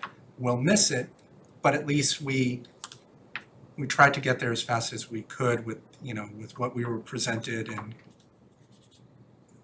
I think that's my opinion. In terms of public outreach, I know we've got a pretty broad mailing list, I don't know how many people are on that, but does the Chronicle, would they typically announce these kinds of things, or how would we get better outreach to more people? And do we have other means of advertising it? Well, we put it in the water bill, so it went to every customer that gets water, and that we heard, the feedback we got was that really wasn't good enough, we should have gone door to door. Well, yeah. That's what the expectation was. Was it that you'd get a notice on everybody's door about this? No, the select board wanted staff to walk door to door, everybody in the downtown during the height of the pandemic, to let them know that there were meetings. To 10,136. Yeah. But do we have the ability to, or the authority to announce it via, all kinds of various media, whether it's the Reading we've done patch or that, this or the other thing? Yeah, social media, press releases, sure. But that was where it wasn't enough. So I would just caution the group that if it, we've sort of been through this and learned our lesson that wasn't good enough. And really, it was very clearly stated that the only way it would be considered good enough is be to go door to door. Yeah, What that's you folks impractical, will but- encounter, if you remember Julie's map with the inner core and the outer core. The philosophy behind that was inner core should be for customers, outer core could be for employees. That seemed like a simple enough thing. The problem was, there was a lot of outer core residents Outer court people were, that weren't interested in having employees park in front of their house, whereas they wouldn't mind customers because they come and go. Yeah. So, you'll find there's, as they say, more unknowns than equations, and it's hard to solve. But I even, think even, it's- even that feedback you got with respect, because I know a lot of the residents were upset that they weren't notified that some of the parking in front of their house was going to change without them really knowing it or being, but that's one, but the other constituent that I think really needs to be aware of it is everybody who parks, for commuter. And they don't, I think that the mailing list, as I understood it, was primarily geared toward business owners and residents downtown. I don't know if and obviously the water bill goes to everybody, right? So, but, And code red references. 6,000 code red messages went out, Meaning the phone. phone, and we know for a fact that people got them because we can track it. yeah. So, yeah, all I'm saying is that it would be useful, I think, if we, and I know you tried, I'm not saying you didn't try, I'm just saying that in terms of our responsibilities to try to get the commuters and the You have park, to use as the many methods as you shoppers can and, think of. yeah, okay, so. So the issue is typically people don't care until Yeah, until affects they them. know Yeah, no, it's- either there's something concrete or they know it's gonna impact them. And I don't mean to sound cynical, but that's right, that's too many years of knowing how this works. And so your point of it'd be great to get, input up front. I think that we should expect that we don't get a whole lot of input up front because as it's still in concept, it's hard to get people engaged and even understanding, why they should care until it gets to, some more concrete proposals. And, and that's when people have, can understand what we're doing and how it impacts them. And, that's the nature of the beast, so. And we don't really know what we're doing yet. Right, exactly. We don't know what So, we're doing The yet. thought of having people come in and start talking to us, I'm Yeah. like, oh no, Yeah, yeah. with my neighbors included, I'm like, Yep. I don't want them sitting here asking us questions because we don't know. I mean, I know everything that we learned last year, the last 2 years, being involved in it somewhat, but I think we really need to study the maps and see what it is we're looking for before we even have anybody come in. It's like gonna be herding cats. I think we have to allow anybody in the beginning, right? Anybody who It's a showed code up for tonight. anybody can. I think the point is like, Absolutely, but don't be we're doing not a big gonna like, have please everybody come. Oh, yeah, no, I don't We have expect something to talk about. in the next water bill to, No. I personally didn't read the We're just the gonna water hand bill, out a bunch so- of flyers saying, we're gonna Yeah. start parking in your driveway. Yeah. Starting Tuesday. Then you'll hear And from then everybody.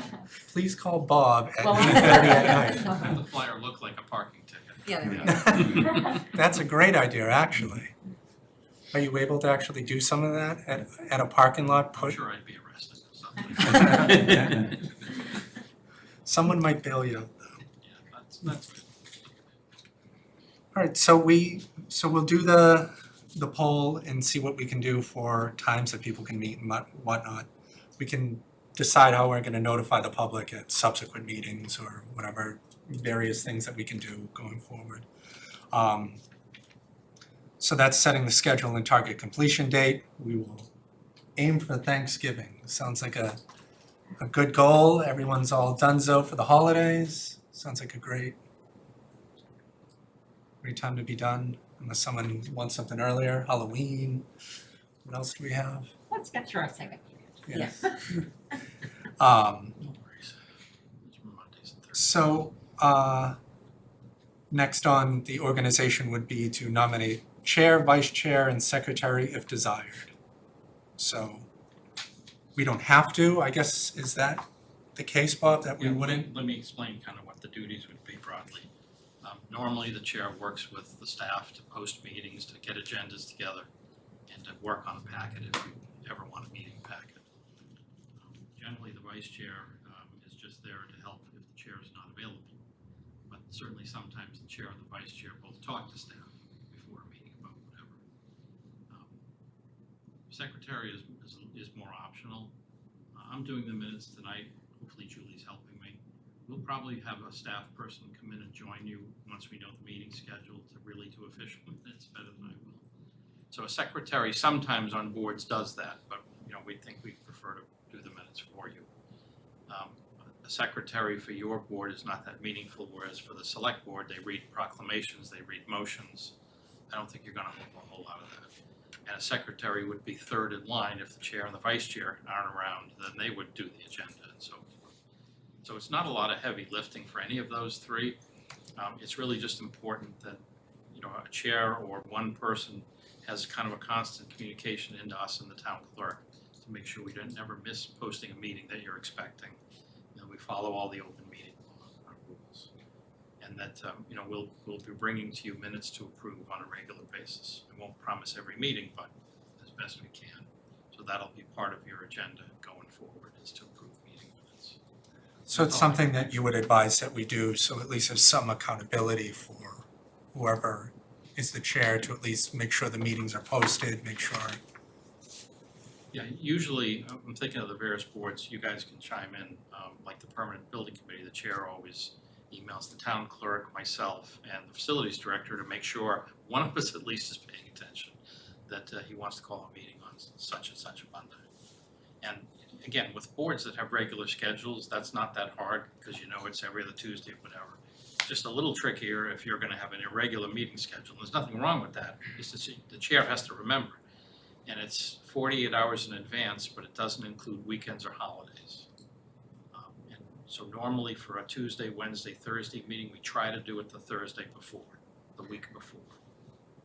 For the select board, we try to do it Wednesday before a Tuesday meeting, sometimes Thursday. So if you guys are gonna be meeting midweek, we're gonna try to post agendas the week before, just to get you in that habit. Are we able to get a park email distribution group set up, just like park@reading dot whatever? I don't know, I'll ask. You know, we can all set up a group in Outlook easily enough to email you all and you can respond all. I'll have to see, we don't have a lot of those. We have select board, schools have school committee, FinCom has one, that's all I can remember. Yeah. So I'll ask. Only because, like I mentioned in the email to everybody, we can't reply all ever. So if it's like, for scheduling, we're good, but if it's like, I wanna put a parking garage behind the church up on top of a tree, what does everyone think? And you're like, yeah, this sounds great, why don't you go ahead and do it? Like, everyone's all done, if you reply all to that kind of posting. So I don't see us doing that per se, cause, but you never know, so just, Right, but if so any of everyone's you aware. have something you wanna send to the board, you can do it through staff. Yeah. So if So you Chris send it wants me one to of them send, and then Yeah. you distribute it. exactly, because we're not covered by open meeting law, we can sort of do anything we want in that regard, but board members cannot. Yeah, that's why I do not reply all ever. I It is think very I thought difficult. it's a blind copy. Blind copy is how And we, then if you do hit reply all by accident, it only Oh, comes okay. to- or whoever is not blind copy. Yeah. almost every board we work with, and we've got about 20 of them, we always use blind copy. Okay. Town council would disapprove of that, so I didn't hear it.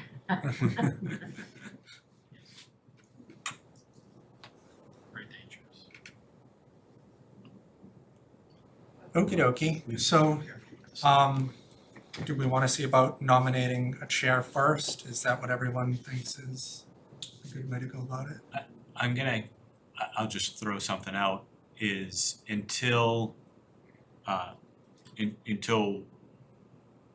select board makes those, I know it sort of seems Oh, I see, yeah. procedural, No, I know what you mean. but in terms of those approvals, I guess, does it make sense to vote on, you know, chair and vice chair? Because I guess I'll say, my opinion is, right, I don't think it makes sense for Chris to be chair, because, right, if you're recusing yourself all the time, like that just that's not gonna flow very well. I don't even know how that would work, or if it could work. And so if there's something else that comes up like that, then it seems silly that we vote on who's chair, vice chair, and then have to redo it. But we could, I guess.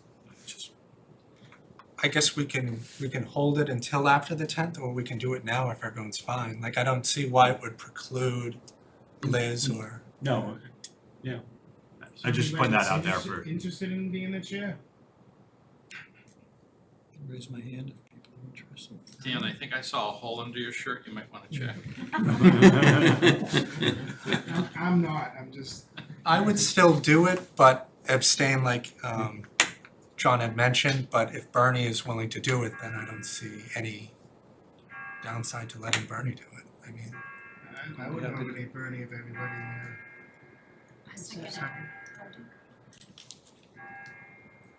Bernie it is, I guess. all in favor? I think we have to actually Yeah. technically vote, so there was a Yeah. motion and a second. Yes. All in favor of Bernie?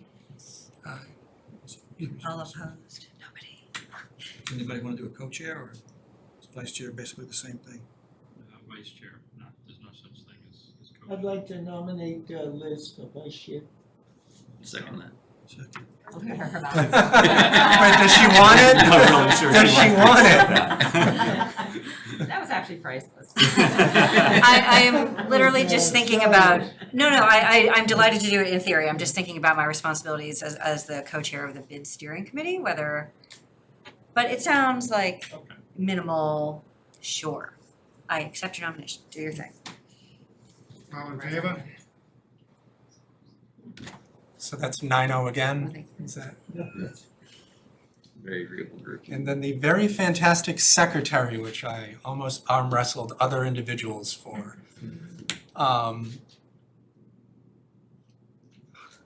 Anybody for secretary? Do we need? Yeah, I mean, I it don't sounds think like, we, I don't think we need one. for this. I don't, yeah. If we've got a town Yep. staff person, and that's an astonishingly generous offer, taking minutes, then We're hoping. Are they able to, if all of our things are recorded on Zoom or RCTV, are they able to just go back through those minutes even if they weren't at the meeting? They could, yes. So That that's, assumes the technology works. yes. I think it's fair to say that if somebody from the town is unable to show up, one of us needs to. Would, yeah. Yeah, that's probably a Yeah. good default. Yeah. The Yeah. winter is where it gets a little trickier sometimes. Every once in a while, we have a snack. I know you said snag, but I thought you said snack, and I was like, great, he's bringing snacks. Would anybody want to do secretary as backup, taking notes, et cetera, or we'll just leave this as is? My opinion is if we're doing it from that standpoint, like if it's a backup, we'll just need to see who's there and Game time who, decision. who has a computer and it. Can we nominate a secretary or it doesn't matter at that meeting? No, if for some reason a chair or vice chair can't attend a meeting, you can nominate someone for that night. Okay. It seems easy enough then. Okay. So. Bernie, do you have anything to say about the yeah. end of this meeting? I think you have to have the gavel now. I have a quick question, so can we all send to you, like our little bulleted item list of the things we all talked about, and then you could compile them all? Not Just- me. No. That's the, well, June. you could send it to me as long as I'm not, well, We're not no, official until next Tuesday, right? no, that took place a week ago. Yeah, Like, you're- when You I can send it that- to, you can send things to Bernie Okay. Oh, I just yeah. don't know, so we could all Please send send our stuff. suggestions. or to Yeah. staff. Yes, to Yeah. Bernie. Don't send stuff This to is each other. this is the zone you wanna be in over here, Yeah. because you can't get in trouble sending it to Yeah. us. Always just, yes, it's Just very, send it to them. just send it to Bob We'll and take Bob it. will make sure We'll- it goes to whoever it needs to go to. So if you say, Bob, here's my idea on parking across the street for whatever, send it to Bob and then Bob will send it to Bernie or all of us or none of us. Just the best thing is to CC Bob on anything you're sending. Trust me, you do not want to reply all, become 6 people, anything.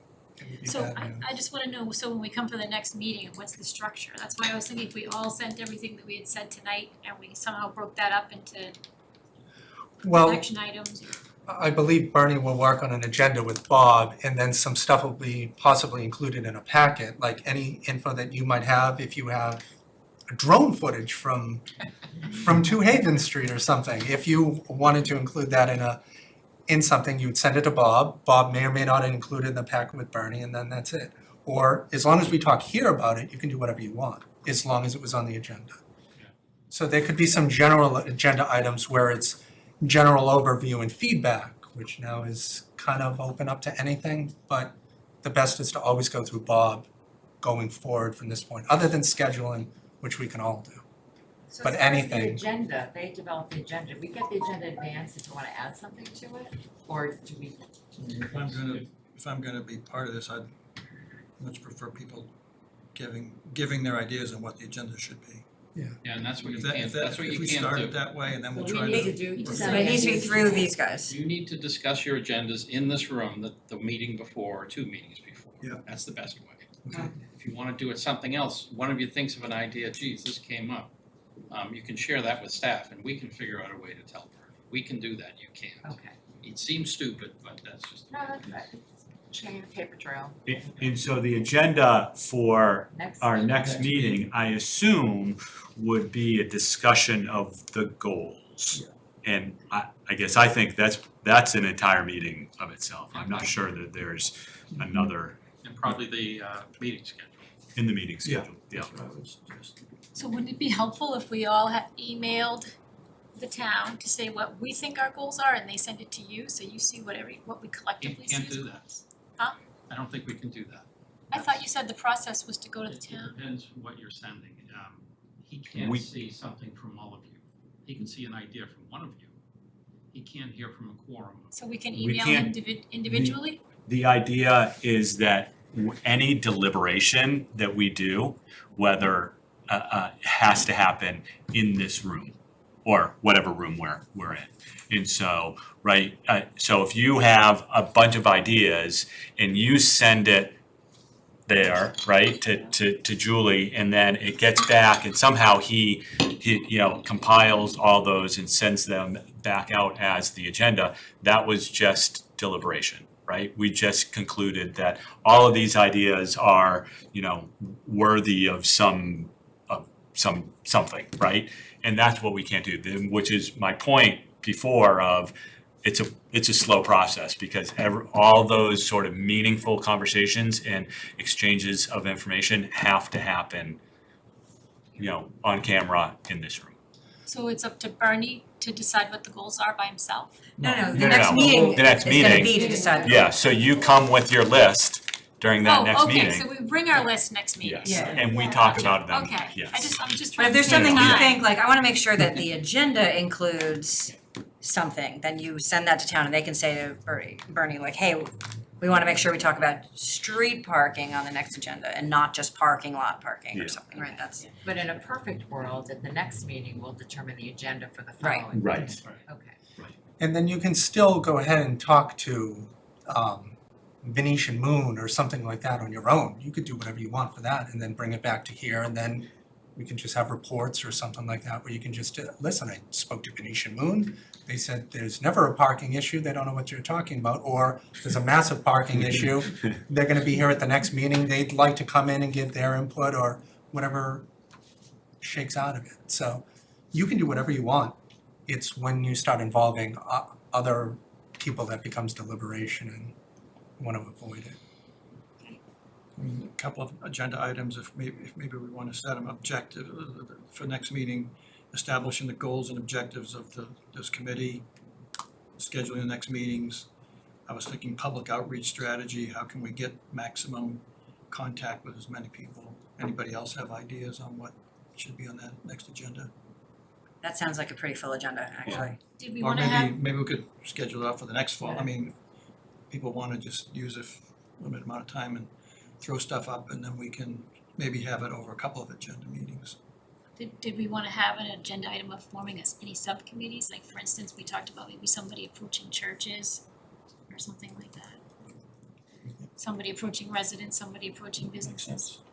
Well, I don't know until we have the discussion of what's the goal and purpose, we don't know what we're approaching them for. So I think the next meeting where we have that sort of brainstorming on what are we really trying to get out of this and how would it be structured and I think part of that is also how are we gonna approach this, right? I think we need to have the discussion, do we look at this in use types, do we look at this in quadrants, do we look at this, how are we gonna attack this? After we figure out, what this is, right, then we need to figure out what, how we're gonna proceed.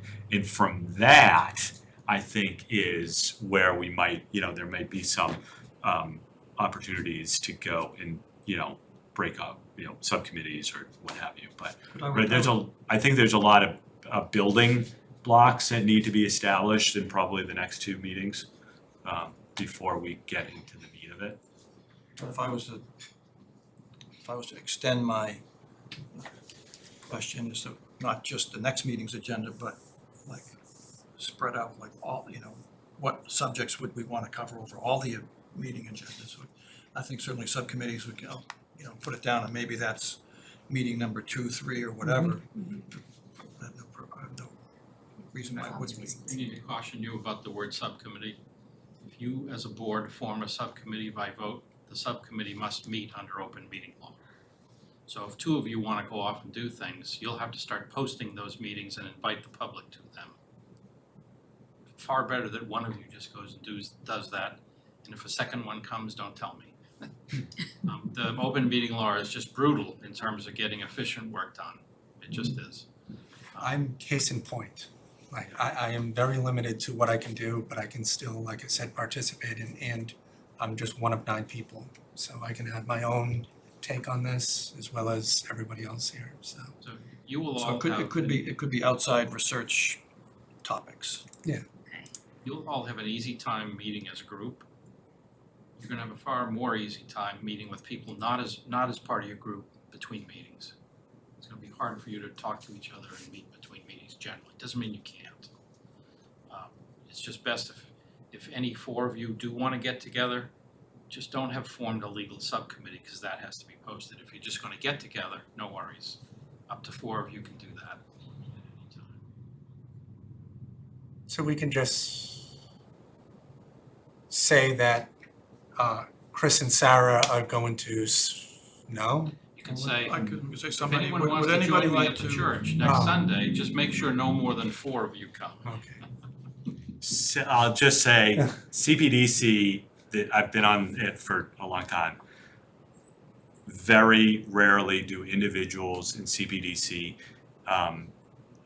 get together or talk outside of the room. I mean, we all have a lot to talk about, but very rarely do we do it outside of this room, because it's just fraught with problems. Complicated.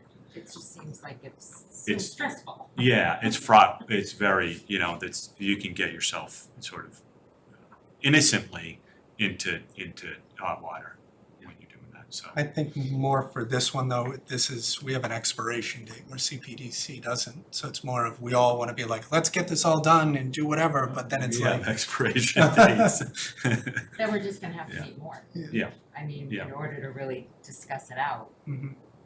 If we have a lot on the agenda, then we can, Well, we'll just You argue. can also ask the board to extend it, because they had plans to appoint you last winter and then have it last for a full year. They didn't get to it till June, July. It gave you 6 months. And I know some of the select board members thought they were giving you a year, but their policy said December 31st. So in other words, it's not a big hurdle for them to change that. I think they'd actually be okay with that, because some of them were thinking they were giving you a year. I do like Bernie's thing though, that we aim for something earlier, and then if we miss it by a week or 2 or whatever, at least we had that goal in mind to know, do we want to iron this stuff out before Christmas, just to, Understanding life happens. yeah. Well, the next town meeting is when? Oh, yeah, that's, November, Might be one in September, then in November. so September, November. So if we ultimately had something that required town meeting input, it would be nice to get our things done or have some results to. I can't imagine you're gonna do anything that requires town meeting input. And if so, the soonest practically I can see is next April. So the board, the select board, whatever we deliberate upon and make recommendations, that goes to the select board, and the select board acts on that without town meeting input. Depends on what you're asking. But that's basically the, The select board can do most of the things I think you're gonna talk about, except big expenditures. Yeah. okay. is there a cap on the money? 0 right now. 0? It's a good target. Yeah. Julie was gonna. Any other items people Whatever think need to happens be? August 31st? August 31st, there's a financial forum of all the elected boards and the finance committee. The location will be at the library. One of the discussion items that night, the main discussion item, will be capital and one-time expenditures. The town has been told we're getting 7.6 million of one-time federal money. We actually only got 1.8 million, but that's another story. And some of what you might potentially discuss as one-time expenditures, but you're not anywhere down that road yet. However, there is out front of Town Hall, what's called Streetscape Number 1, the downtown improvement of Main Street. We have in the capital plan, I think it's $2 million set aside for Streetscape 2, which is mostly Haven Street and connecting Main Street to Haven Street from an economic development standpoint. And that's one of the things that will be talked about on the 31st. We've also received approval already and spent a lot of money on underground work in Haven Street for water, sewer, stormwater, the utilities. Once that's finished, the attention was going to turn above ground for what improvements would be like. And town staff hired a consultant who identified, I think, $7.5 million of possible improvements, for which we have a budget of $2 million, and the state has told us we have, I guess, a bond bill approval for $5 million, which may or may not have ever happened. So that's the one item that potentially some of you or all of you could be interested in, is learning more about what has been proposed for the streetscape improvements on Haven Street.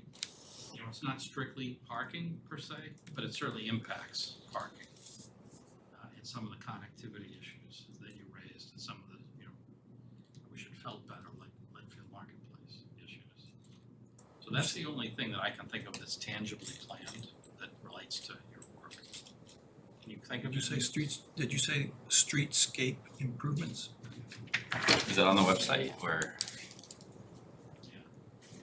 No, I don't think it's posted on the website. You're talking about the meeting on the 31st? No, is that just a meeting or, a document, or what is that? I think he's asking like what's the scope You of said the the streetscape proposal, number yeah. 2? Yeah. Yeah, that's so far, that's just a staff document. I don't even know where it's gone with the staff, probably nowhere. But it will be discussed on August 31st and circulated in advance of that. Should we go to that meeting? I mean, cause parking is part of the streets, I mean, one of the things that I meant to bring up was, making sure we have space for, rideshare, Prime deliveries, Uber Eats, all those things, so it seems like that would be something that would be definitely on Haven Street. Yeah, you know, certainly you're welcome to come as a committee, all of you. There's no reason all of you would have to attend. It'll be covered on RCTV again. It'll be live on TV, on Facebook Live. There will be a Zoom option if someone would prefer to do that. So, you know, whatever you're all comfortable doing. But if 5 of you plan to go, we just need to know and post you as your meeting. August 31st. It's a Tuesday.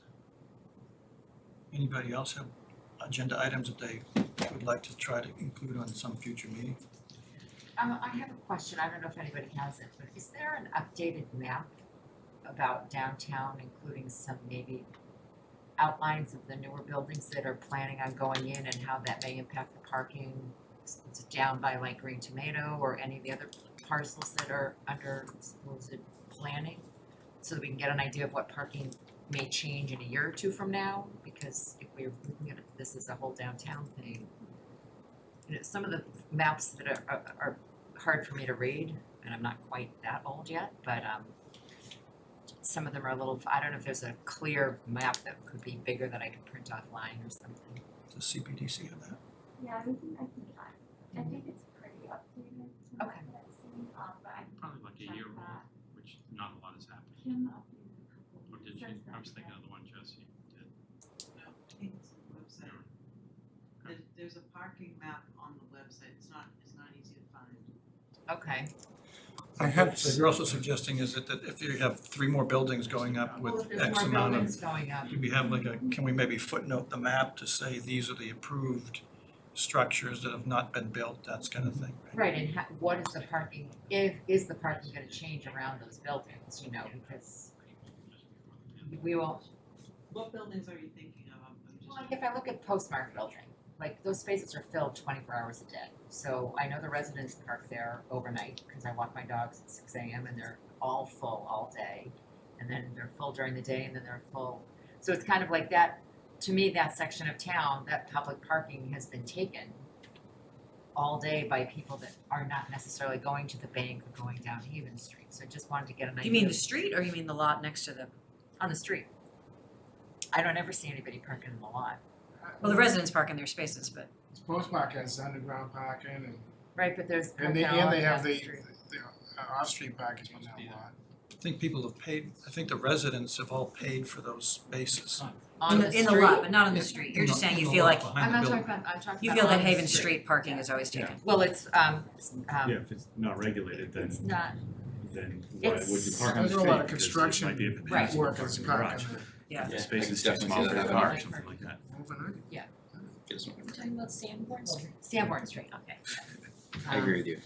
So I just wanted to get an idea of with all the other buildings that, you know, the old Rite Aid building, what's gonna happen Especially if it's there, nice what's weather. gonna park around there, Once you it know, starts when you think snowing, about all the those things spots that are will empty. going to change. Yeah. Our decisions are gonna impact that 2 or 3 or 4 or 5 years from now. So I just kind of wanna know if we can kind of see, Yeah, so using Walgreens as an example, if Walgreens was getting knocked down and they were putting up a 18-story thing with commercial at the bottom or something like that, that would impact our, right? you Yeah, I know, think what that's- we would do for up here for parking, so. It's So gotta so be- it's a question of the things that we know that are approved, like the artist formerly known as Green Tomato and what is potentially happening at 18 Woburn, right? And et cetera, et cetera. But anything that you, even stuff that's not proven that's gonna happen, just like in the pipeline, it's just. Sorry, well, It's a in good in Facebook potentially, group. like likely, Stan, are you on Facebook? I mean, I guess you know. I'm trying not to be Yeah. on No, stage. because it's John. development and Reading, and it's But- it's Reading, excellent. right? Any new project that's put on there, it's near and Downey and Moriarty. And which Well- group is this? It's called Stand.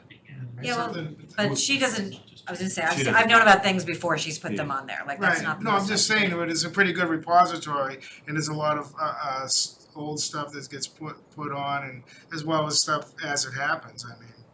But yeah, I mean, it doesn't get put on the I mean, I guess site. the approved stuff shows up on the economic development part of the town website, like that's where I've seen projects, or even things that are being, So we should be, right, Yeah. I guess, we should be careful about, right, that even the stuff that's proposed, right, there's a lot of change between when it's proposed and when it's final, right?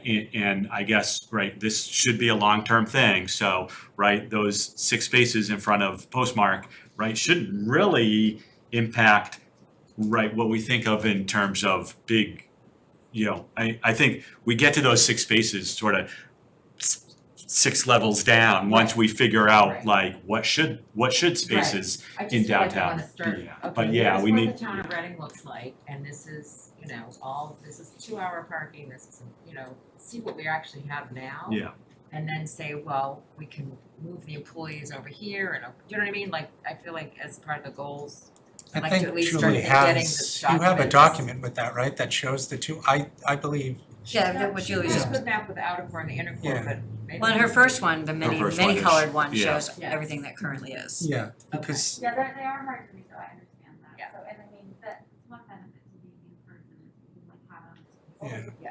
Make it bigger, Right. have other people come Yeah. together on screen.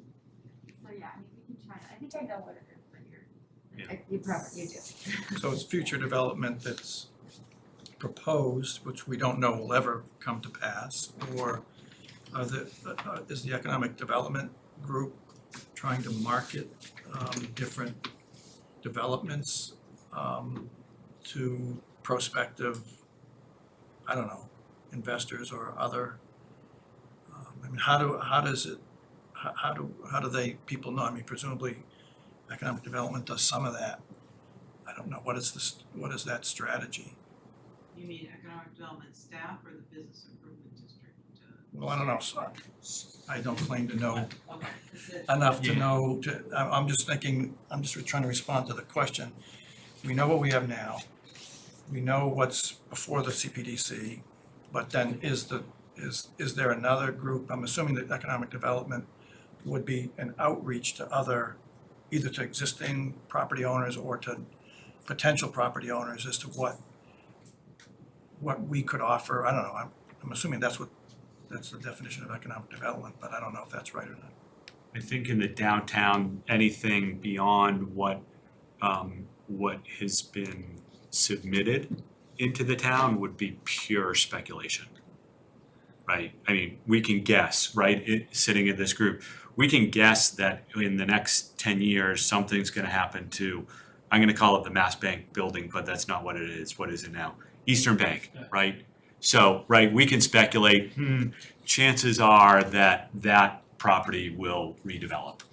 We don't know what it'll look like. We don't even know what will be driving development in that time. It could be, still be residential, it could be commercial, it could be something, completely different, right? We don't know. And so I wouldn't want us to, drive this parking based on some Absolutely, speculative. and I feel like. And I don't think that's what you were saying, right? No, you were. But I do feel that the town is really good at talking to the contractors about forcing the parking regulations with the buildings and stuff, you know what I mean? So I don't Yes, feel like we'll yes. lose street parking necessarily. I think maybe unconsciously we'll lose it because people will just all of a sudden just be parking because it's not regulated. Right. So I just wanna start with a big map. Just one quick question, using Drew's Stews as an example. You get notified in advance that they're going there because they apply for a permit, or how do you know that that all of Gould Street just doesn't get filled with new businesses? You guys get notified in advance that someone is doing this, or? It can happen a number of different ways, but typically we're working very closely with the people that are involved with developing the site early on. And sometimes that information, we're asked to keep it confidential because they're still negotiating leases, they're still, so when there's a business like Drew's Stews, we found out about that from the developer because they're somehow related or whatever it is.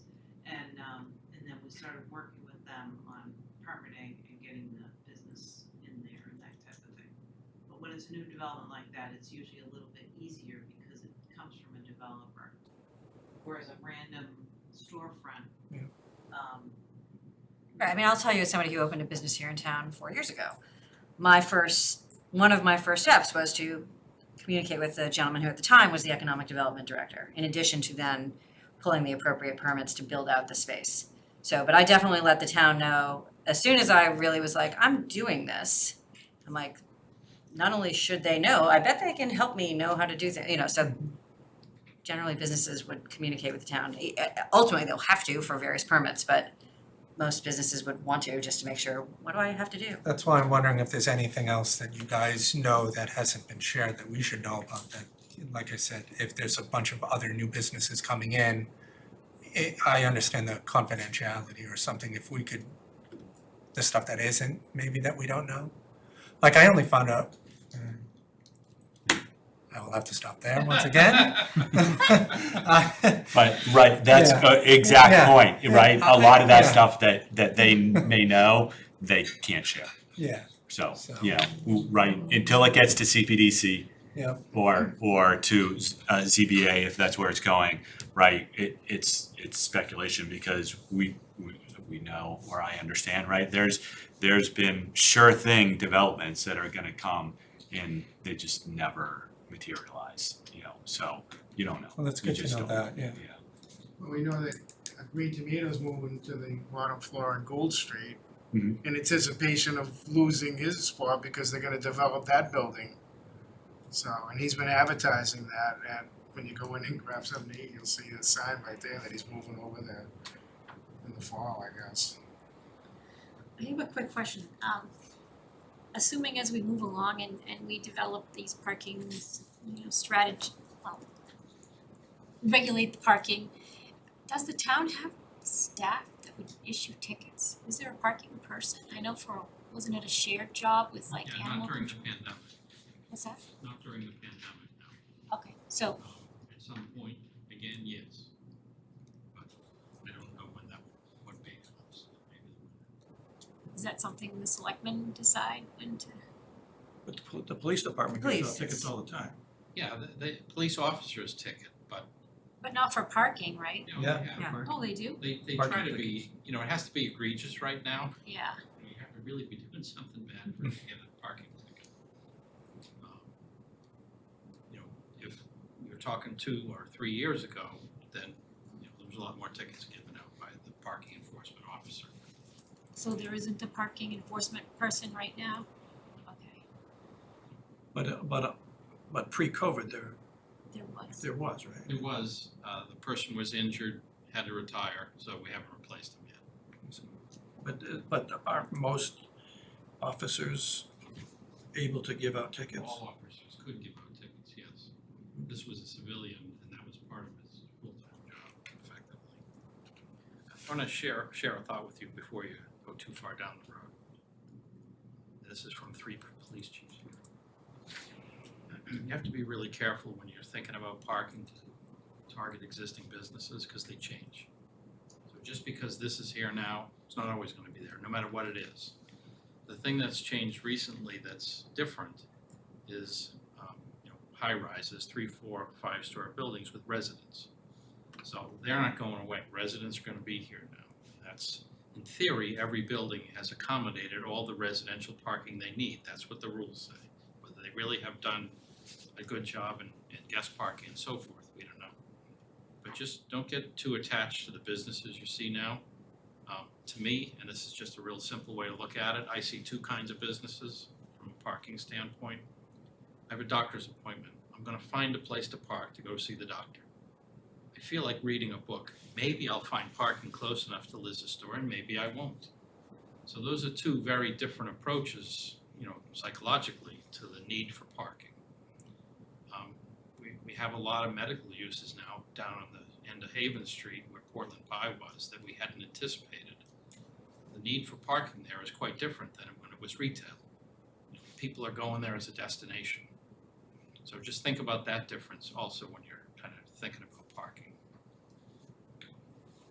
And also, parking can also shape development, right? So, the parking, Liz could probably chime in, right?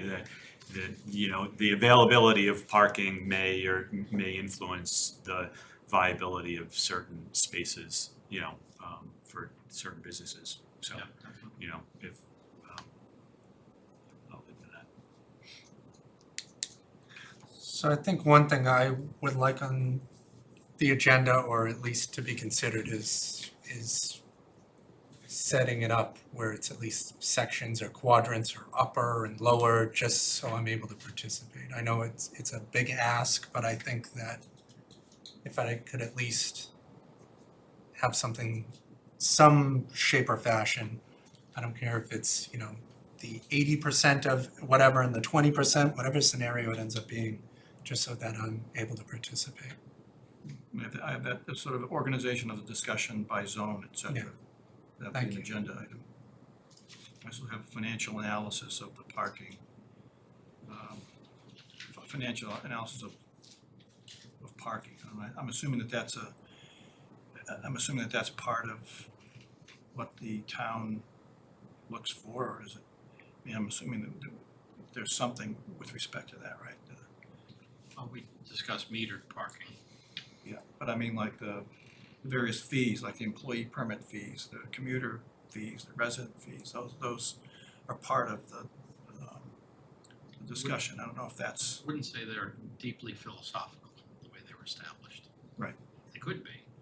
We also have limitations on how we charge a fee, though, just so you know. It's not just supply and demand. but is it, from the town's point of view, is that a benefit, a cost? Is It's it? a minor revenue, honestly. I mean, I don't know. I mean, that's why I'm Yeah. asking the question. So I don't know if it's a big number, a small number, or whatever. The revenues for the spaces downtown in the train depot together are, 150,000 tops, which, in a $120 million budget you'd miss it, but not too much. Probably more important in terms of revenue isn't, well, it could be a lot of revenue, but is how the town prices things in comparison to a market price, right? Like you said, people were buying leases or leasing spots because from a business perspective or from their business perspective, it was a drop in the pan. If it was priced differently, those businesses may have thought about that differently. So I think that's probably if we get into any financial sort of thinking, that's the sort of thing we need to think about, not, I mean, sure, if we can generate money for the town, that's great, but I think it's probably more about market and how that influences people's, The Yeah, biggest and looking for like financial- an percentage of occupancy on a block too, yeah. The biggest financial impact is redeveloping a parcel to a higher use. So if it's assessed at $1 million and someone comes along and puts a $12 million building there, the town has a lot more tax revenue. However, we also probably have a cost associated with that, more police, fire, whatever. So it's always a balancing act, but the fees are kind of small potatoes compared to taxes, tax revenues. And I'm not saying your job is to stimulate economic development, but I'm just answering Bernie's question that that's where we care about the most. That's where it has a bigger impact. So the post office redevelopment, I don't know what the numbers will be, but it's gonna go from 0 to something bigger, because it was federal. So, Yeah, because the federal government didn't pay us any taxes. Any other agenda items? I would suggest before we get any more granular with further agenda items, we just get through the goal setting next time. Like, I Yep. think that's gonna stimulate the further Yeah. agenda items. Motion to adjourn? Second. Give Bernie the gavel. All in favor? Dan's like, let me give that 2 minutes. 9:40.